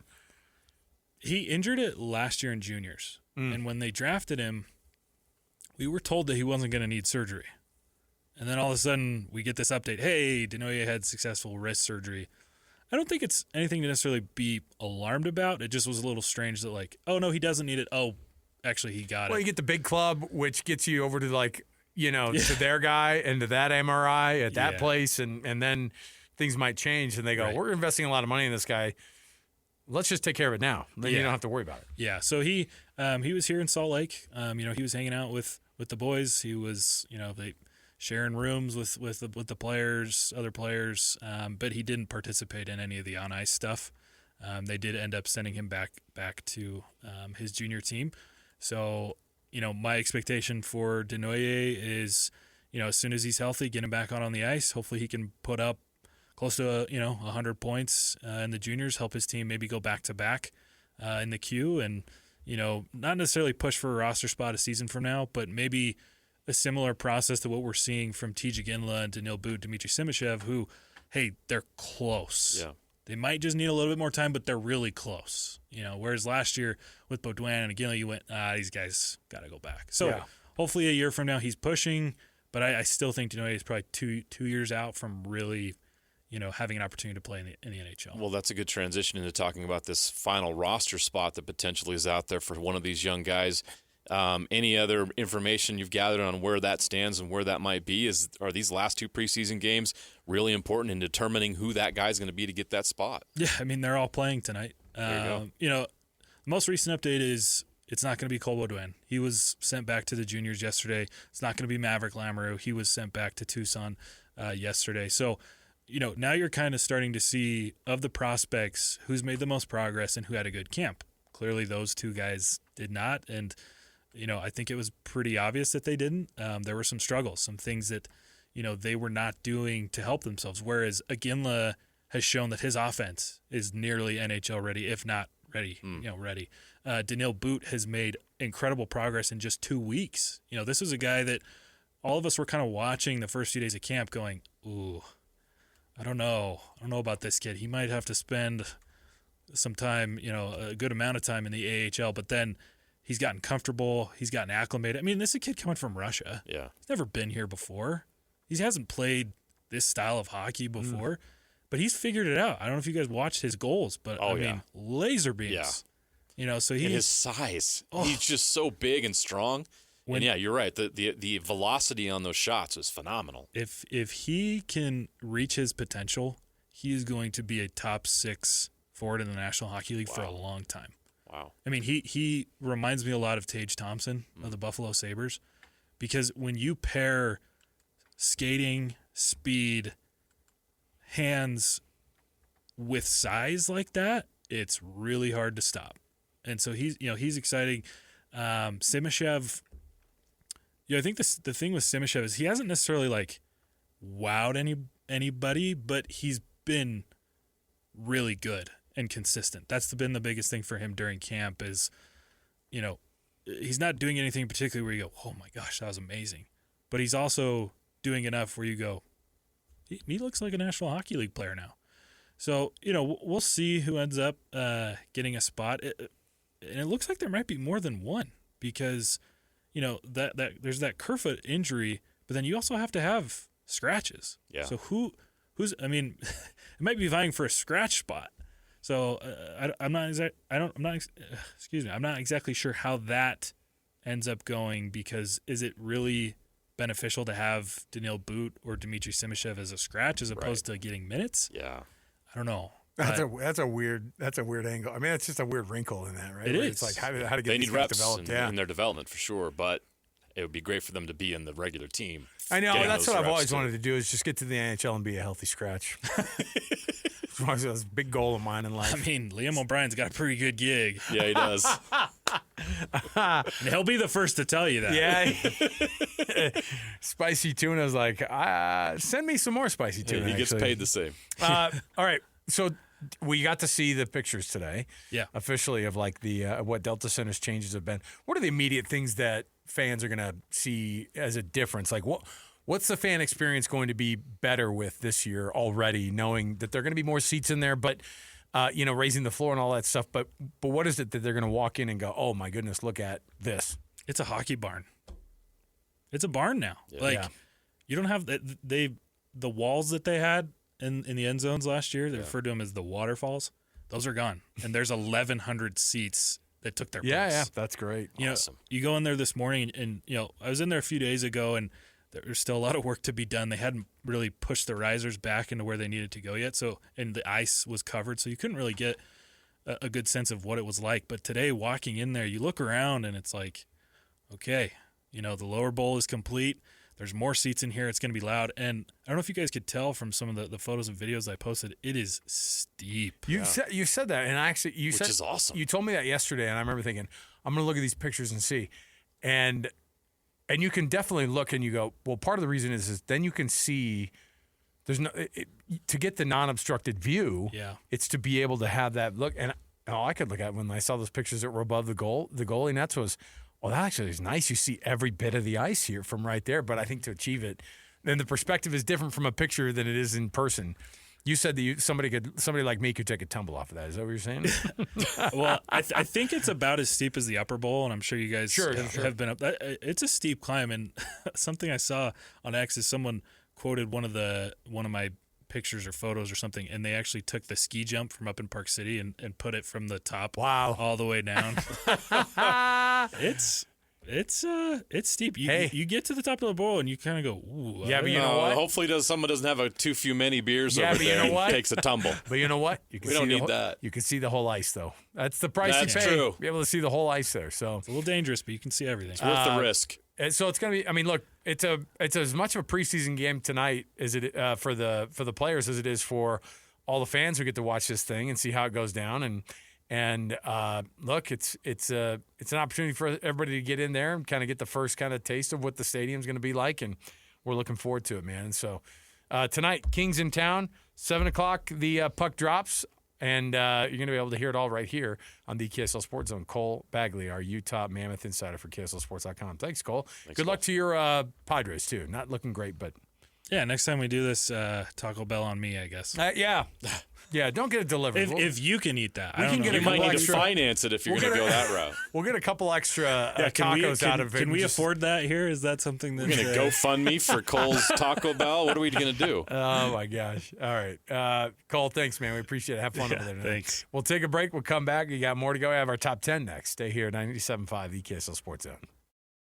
Nobody gets you ready for Utah football more than the KSL Sports Zone. Ready? It's a bye week for Utah as Kyle Whittingham gets his squad ready for the second half of the season. Your home for the best coverage of Utah football is right here on 97.5 the KSL Sports Zone. You're locked on to JJ and Alex on 97.5, the KSL Sports Zone. Oh, good tunes. Got like a chill 70s vibe going on today. Naples, is that what you were aiming for?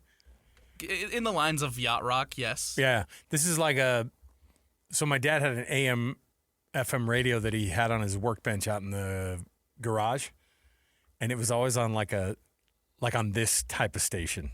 Here, jack this up a little bit. But he would also, there'd be a lot of times where he wouldn't turn the radio off. And he'd be sitting in your house and you'd be like, what is that noise? And you go out to the garage and this is playing. He was long since left the workbench and he went inside, but he kept the radio on with these kinds of tunes. You'd walk in there and it'd be like, oh, man, Andy. And you're like, okay, Dad. Sheesh. Hey, you never go full Barry Manilow. JJ, Napolis, I got a top 10 here for us. But I do also have, before we get to it, some tickets to give away. 801-575-ZONE. We're opening up the phone lines for you to get some tickets. RSL versus Colorado? This is a rivalry game right here. Rocky Mountain Cup. The Rocky Mountain Oyster Cup. Come on. Is football life? Football is life. Oh, it is. Okay. Okay. That's positive. I like it. That's coming up on Saturday. So get a pair of tickets right now. See RSL in Colorado at America First Field in Sandy. 801-575-ZONE. That's 801-575-ZONE. 801-575-9663. All right. Football is live. Yeah, man. Let's get it going. I have in front of me we were just talking about gear earlier. We had a lot of talk about gear today. And I thought about going, hey, give me the top 10 selling jerseys or sweaters in the NHL.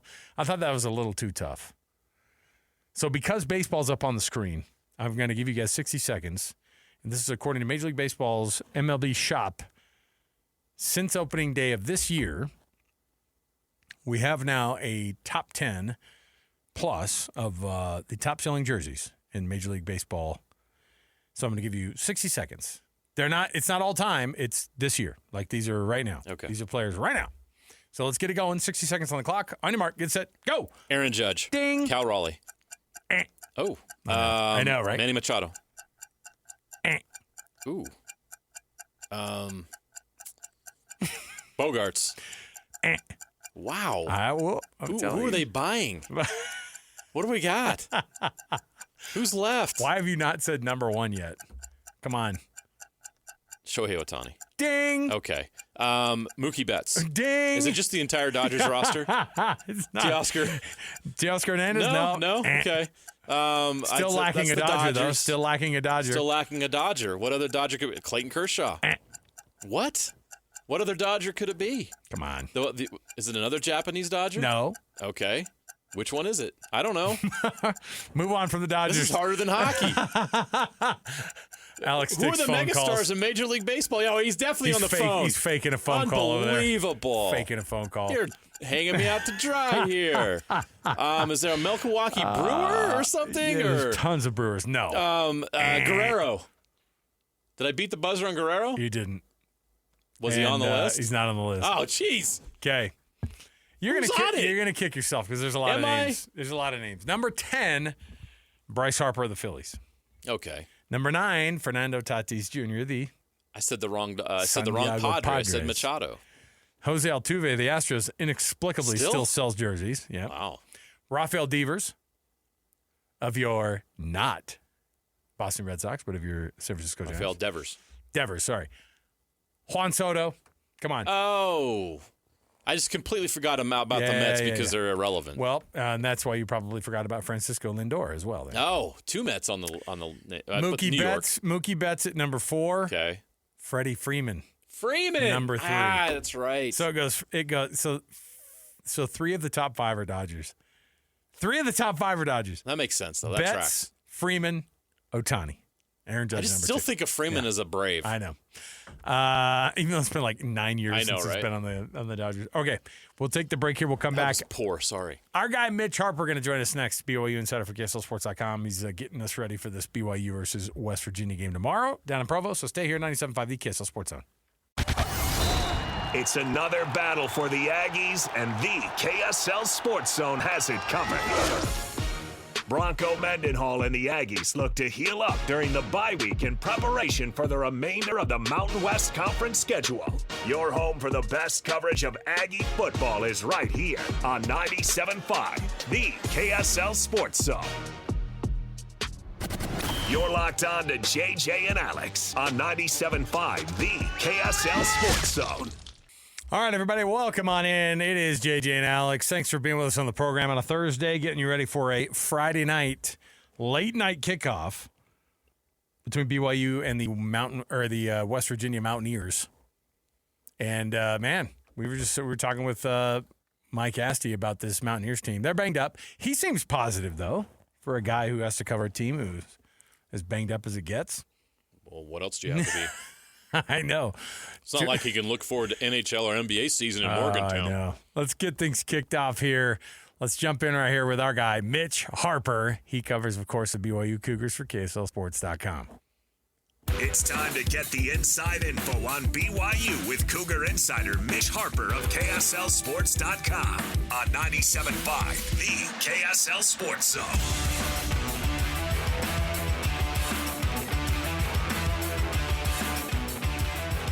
Welcome back, everybody. Yes, Mitch Harper. He is your BYU insider for KSLSports.com. And this portion of the show brought to you by Trajan Wealth, TRAJAN Wealth.com. That's Trajan Wealth for all your trusted local needs in retirement. Mitch Harper. Mitch, I think right off the bat, obviously the news that Nico Marchiol is going to be getting the medical red shirt, likely transferring out of West Virginia. That was the word. And so now you've got yourself another freshman quarterback going to get the start for the Mountaineers this week. Welcome to the program.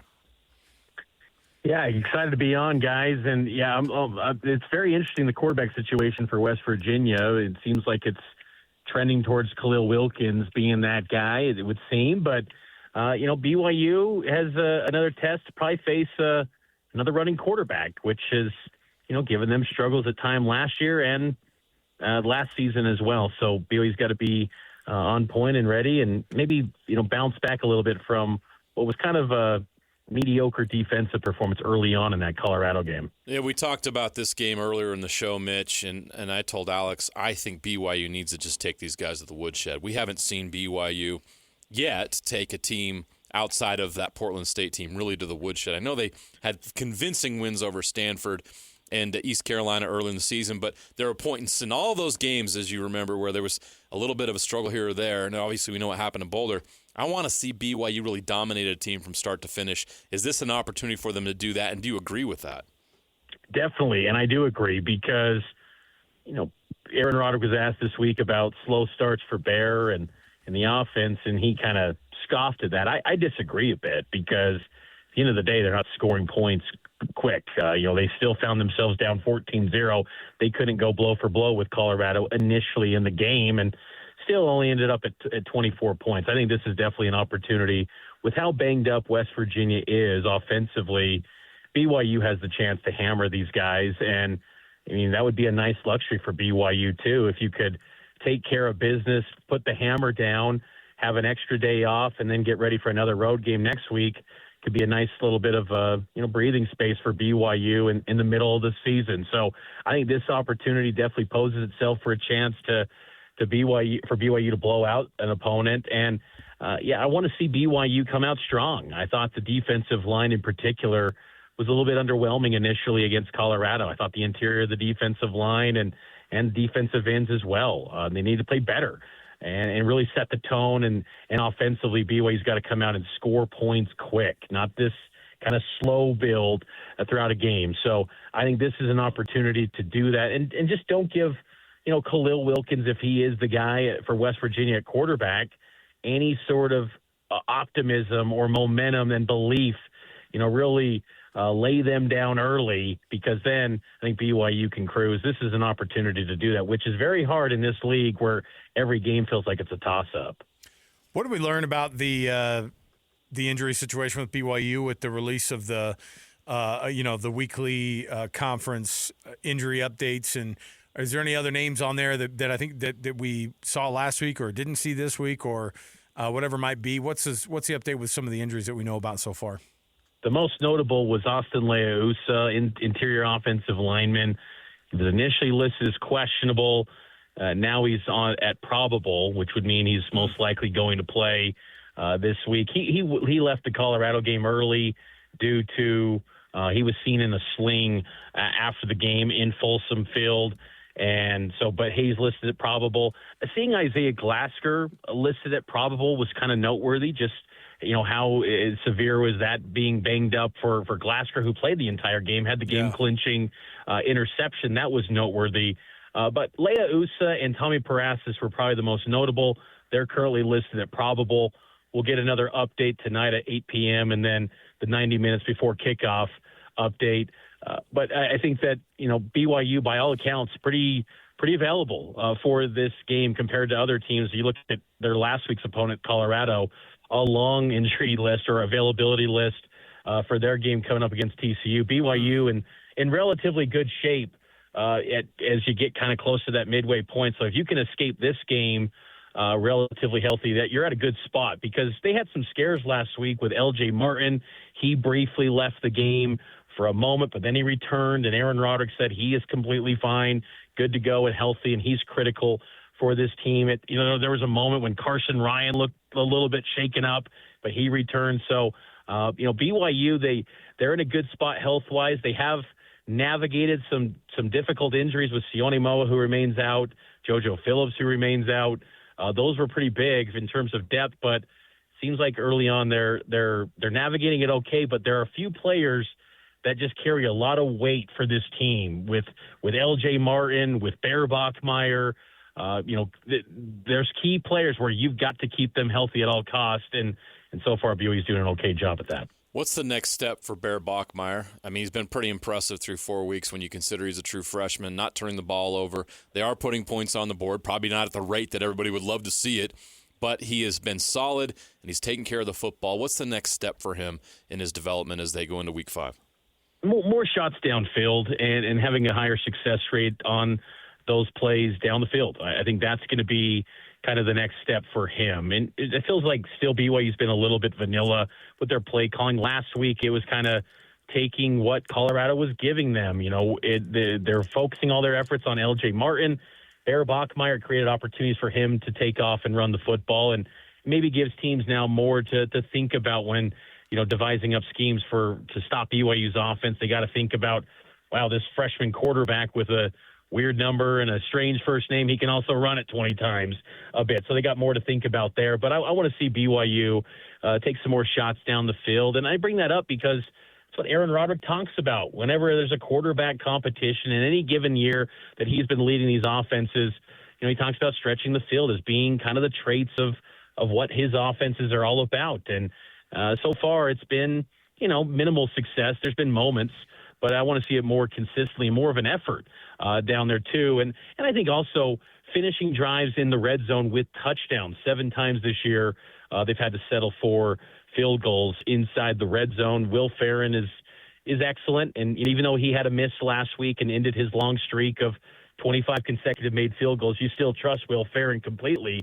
but finish the drives with touchdowns. I think that paired up with some more shots down the field, that's going to be important, because we did see last week where BYU doesn't have an advantage in terms of field position. Going into that Colorado game, they were, about averaging a starting field position around their own 34. In that game, they were starting around their own 21. And so when you had long distance fields to move, it was not as easy going offensively for BYU. So that's where having those deep plays, those chunk yardage plays, could be really beneficial for this team and help them offensively. So that's the next step I want to see for Bear.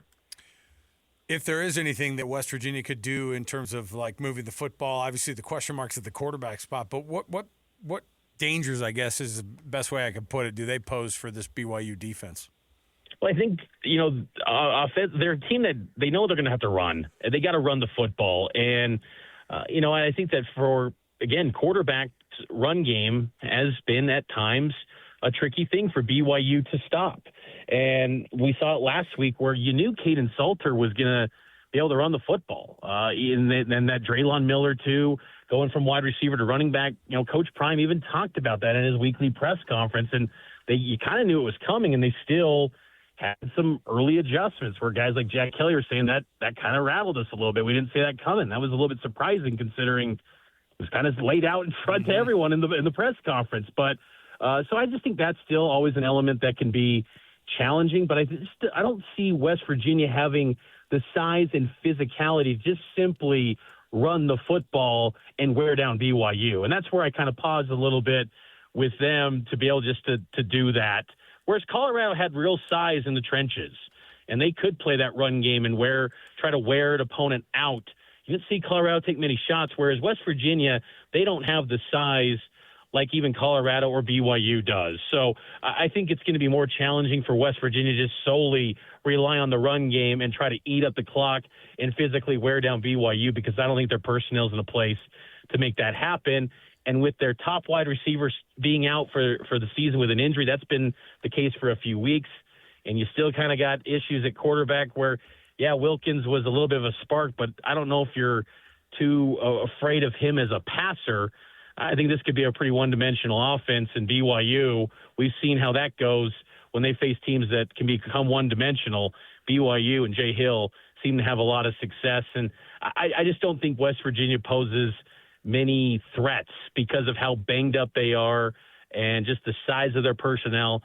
I think BYU, if they're, not making mistakes, if they can, win that margin, BYU is going to be in a pretty good place in this matchup. And with the home crowd behind them too, I think this is going to be a pretty energized environment because it's been about a month since they last played at home. There's not many things I look at in this matchup with West Virginia's offense and BYU's defense where I see the Mountaineers having much of a edge on BYU right now. No question about that. They're just too banged up. And as we talk about West Virginia's personnel and where they're at right now, and you look at what BYU presents, who's a player on offense and a player on defense you think is going to have a big game on Friday night because of who their opponent is and what they're facing? Continue with L.J. Martin here and getting that ball going on the ground here, Mitch.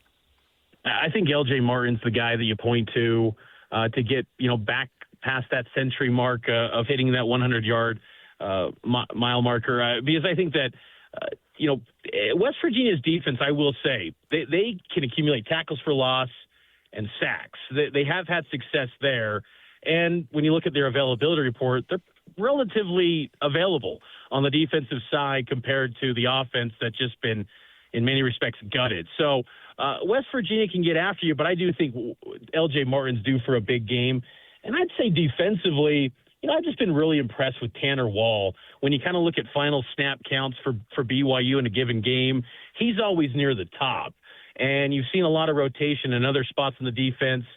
But guys like Jack Kelly, Isaiah Glasker, and then Tanner Wall is typically next in line on the snaps. And I just think that shows the trust, how much confidence this defense has in Tanner Wall. Because Jay Hill likes to work in Falatown, South Tuwala as much as they can. They still got Raider Damuni too.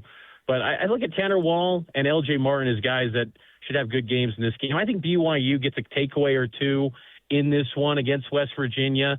So those would be two guys that I think I look to for BYU to have some good games on Friday night. Mitch Harper, he's our BYU insider for KSLSports.com.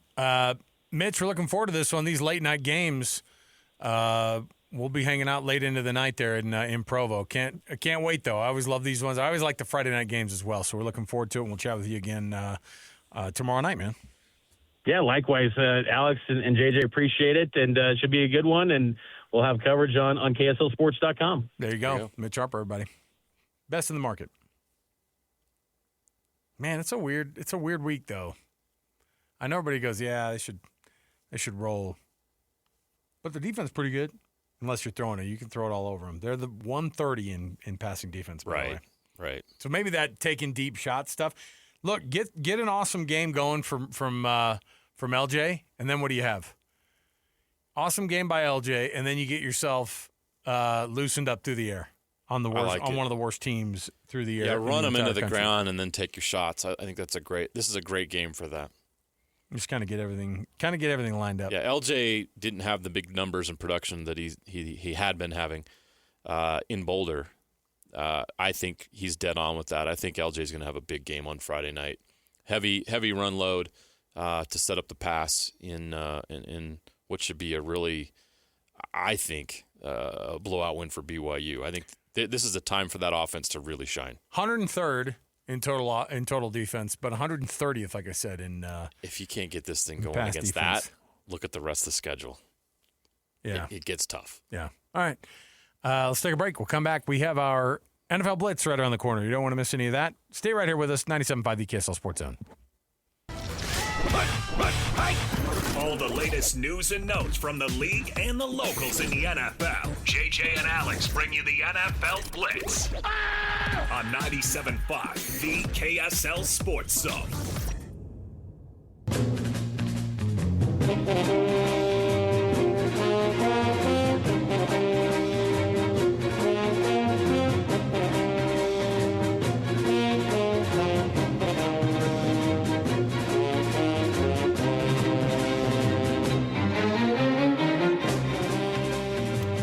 Chicago Cubs right now leading the Padres. They're 6 outs away from putting this thing away.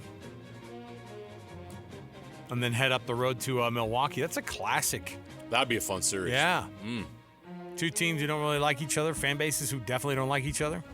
The Cubs manager used to be the Brewers manager. Oh, yeah. There's no love lost there. Love it. I love all that. Yeah, Padres looking kind of dead in the water. Haven't been able to produce offensively today. They have 0 runs currently. 3-0 right now in the bottom of the 7th. Man, with all the money they've invested in their bats and to get no runs in a winner-take-all. All the money that wild card game. Coach, where's that torpedo bat? We need one of those stat. What are the Yankees doing? What's Cal Raleigh doing? Does he have a double torpedo bat or something? No, he just has a big dumper. It never gets old. I'm such a 5-year-old. They call him Big Dumper.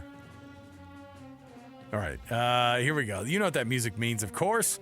It's the NFL Blitz. You can join Hans and Scotty at El Matador tomorrow, noon to 3. El Matador, Utah Mexican food staple for over 50 years. In Bountiful at 606 South Main Street. Go check it out for yourself. Let me see here, JJ. Hey, guess what we got tonight? Some NFC West action between the ailing San Francisco 49ers and the fighting Alex Napolises. It's a great matchup.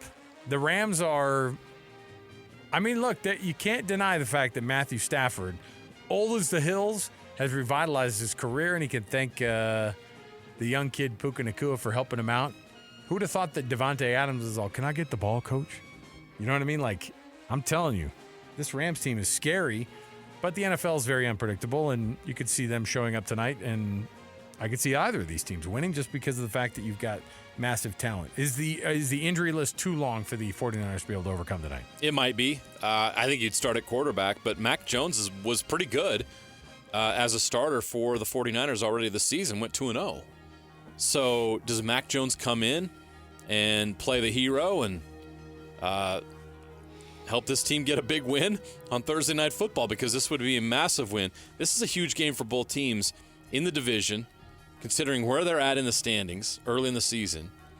Whoever comes away with this may be the favorite to win this division.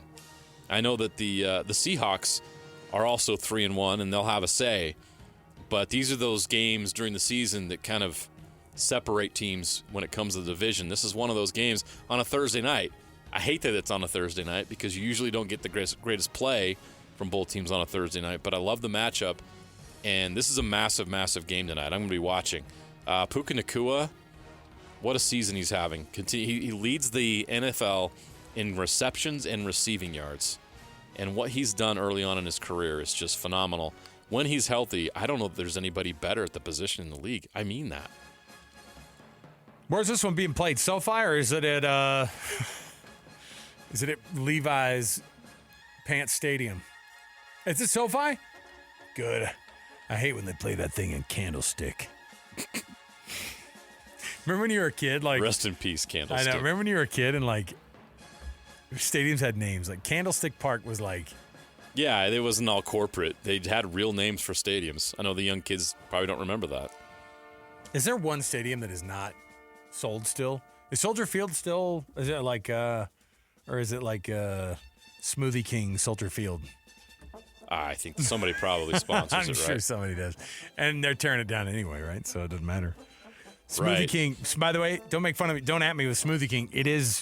It's a stadium that's named in the NBA down in New Orleans. So, Well, Lambeau Field, I guess, would be, and you'll throw out Soldier Field. yeah, Lambeau. Lambeau doesn't have a corporate sponsor on it. Yeah, there you go. Arrowhead Stadium just got like Geehaw Field or something like that, but they still call it Arrowhead Stadium. It's But like that's kind of cheating, Arrowhead right? Stadium, Geehaw Field at Arrowhead Stadium at Geehaw. Yeah, Brought to Soldier you by- Field is steel. Geehaw. Yeah. What happened? Do we say the letters or do we pronounce the whole thing? Oh. So it's GEHA. Here, it's GEHA. All right, so who cares? Said by one of two Chiefs fans within a 10-mile radius of this building at any given time. Parker, we still love you.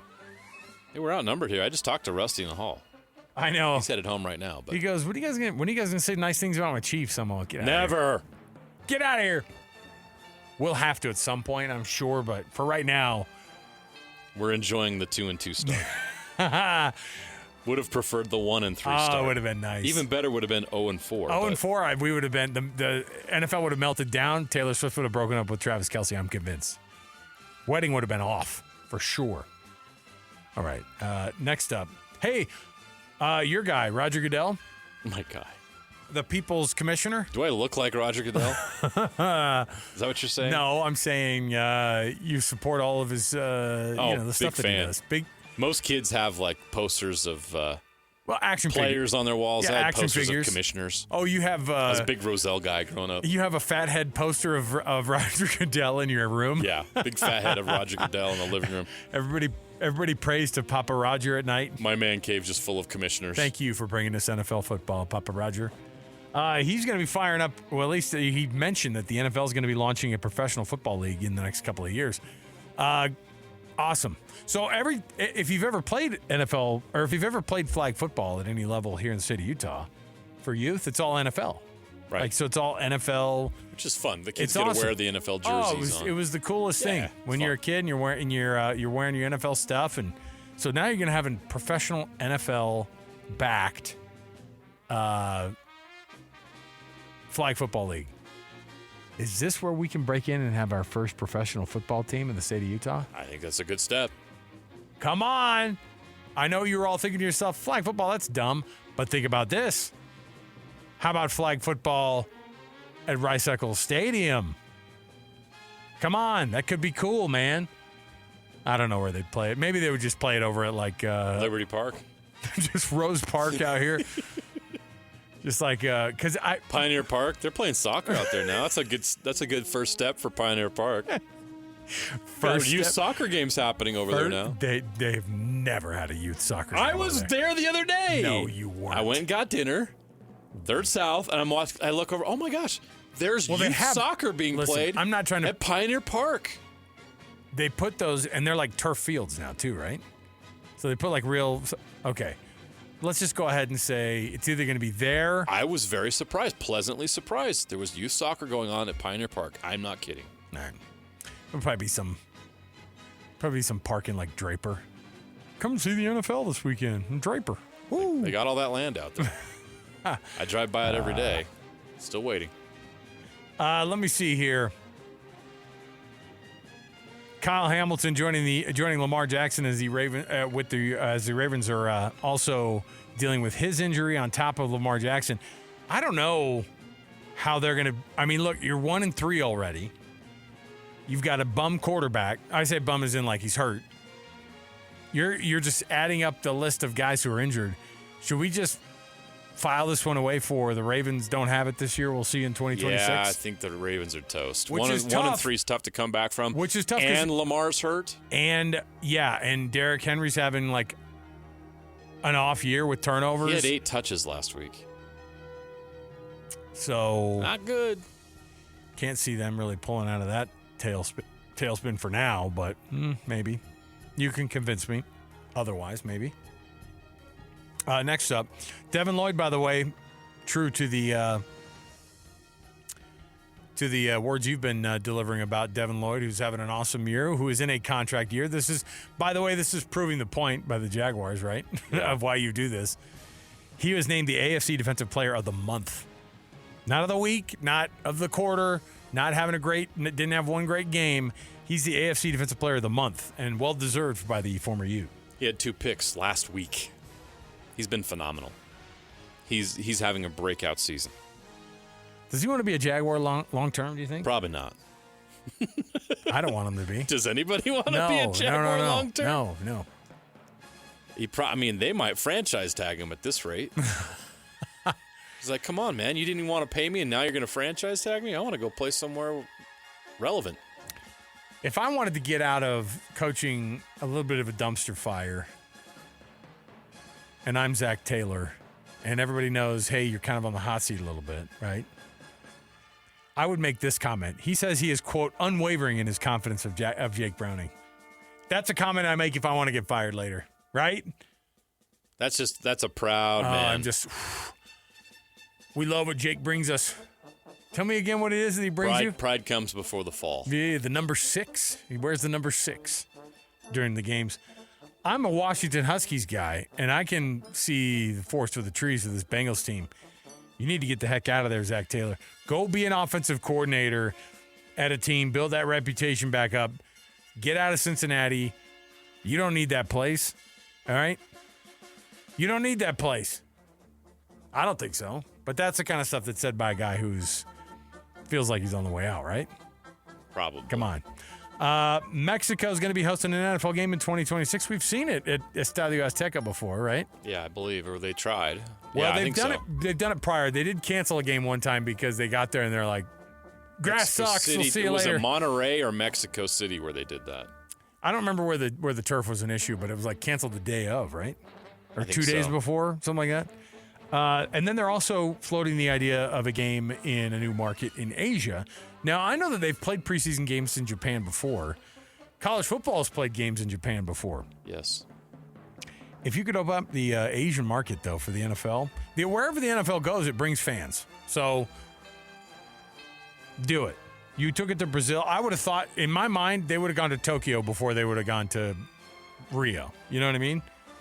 I've been to Tokyo. I have no idea where they're going to find an NFL stadium or anything like that. I guess you could try a soccer pitch somewhere. They have so many baseball stadiums that look like there. the old they could school. Probably pull that off the soccer stadium. Never mind. Yeah, come on. Just nothing comes to mind. It's just so dense. The population is so dense there. Well, they don't live on the field, JJ. They'll clear it for the game. They got people living every square inch on every football field across the land. Fine. Have it in China. You know Roger Goodell's a China guy. Has to be, right? Of course. China writes checks, man. All right, we'll take a break. We'll come back. Rams 49ers tonight, Thursday Night Football on Prime. Cannot wait. All right, we'll come back, and we've got our best and worst, and we'll wrap up the show quick. 97.5 VKSL Sports Zone. Wrapping up the hour with our picks for the best and worst moments on today's show.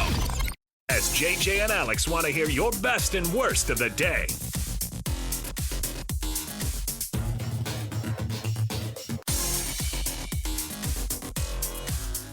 All right, everybody, welcome back. JJ and Alex, 97.5 VKSL Sports Zone. Best and worst on the program brought to you by the good folks at the Doug Smith family of dealerships in American Fork, Spanish Fork, and in Linden. Nobody knows cars like Doug. All right, the best, real quick here. Was that I want my $2. His John sister's Cusack. Joan. It's John Cusack. John Cusack. Yelling at umpires. Not happy with the call. That, by the way, the video showed us what the call was. So yeah. Now we get to hey, you asked for the challenge and you got the challenge. The Cubs are going to win this thing. They're up 3-0 in the bottom of the 8th. And San Diego has not done a dang thing all day. They get runners in scoring position and they're just like, I'll strike out. It's fine. Big Ten is contemplating a $2 billion private equity deal. Granted rights extension is possibly part of that decision on the horizon, but $2 billion. So what does that mean? I'd argue that's worst. I just don't know. They're selling out to private equity, trying to get more money. Although there's as part if of the me, Big Ten doesn't have enough. Right. There is part of me that kind of hopes they treat it like a private equity firm does. They go, hey, we're just going to cut some of the fat here. So Rutgers, been nice. Maryland, you're better off in the ACC. Hey, Maryland's undefeated. All right. Yeah, you always have to make cutbacks when private equity takes over. Who gets cut? They're like, I know it's the Big Ten. It's still going to be called the Big Ten because that's a great brand. And it does represent, but I don't know if you've seen some of my private equity deals we've done before. We flipped a lot of companies. I was part of that Starbucks deal. All they're going to do is make this like the Big Ten's going to be the Red Lobster of conferences because of that. I look forward to it. I don't know what it means. $2 billion.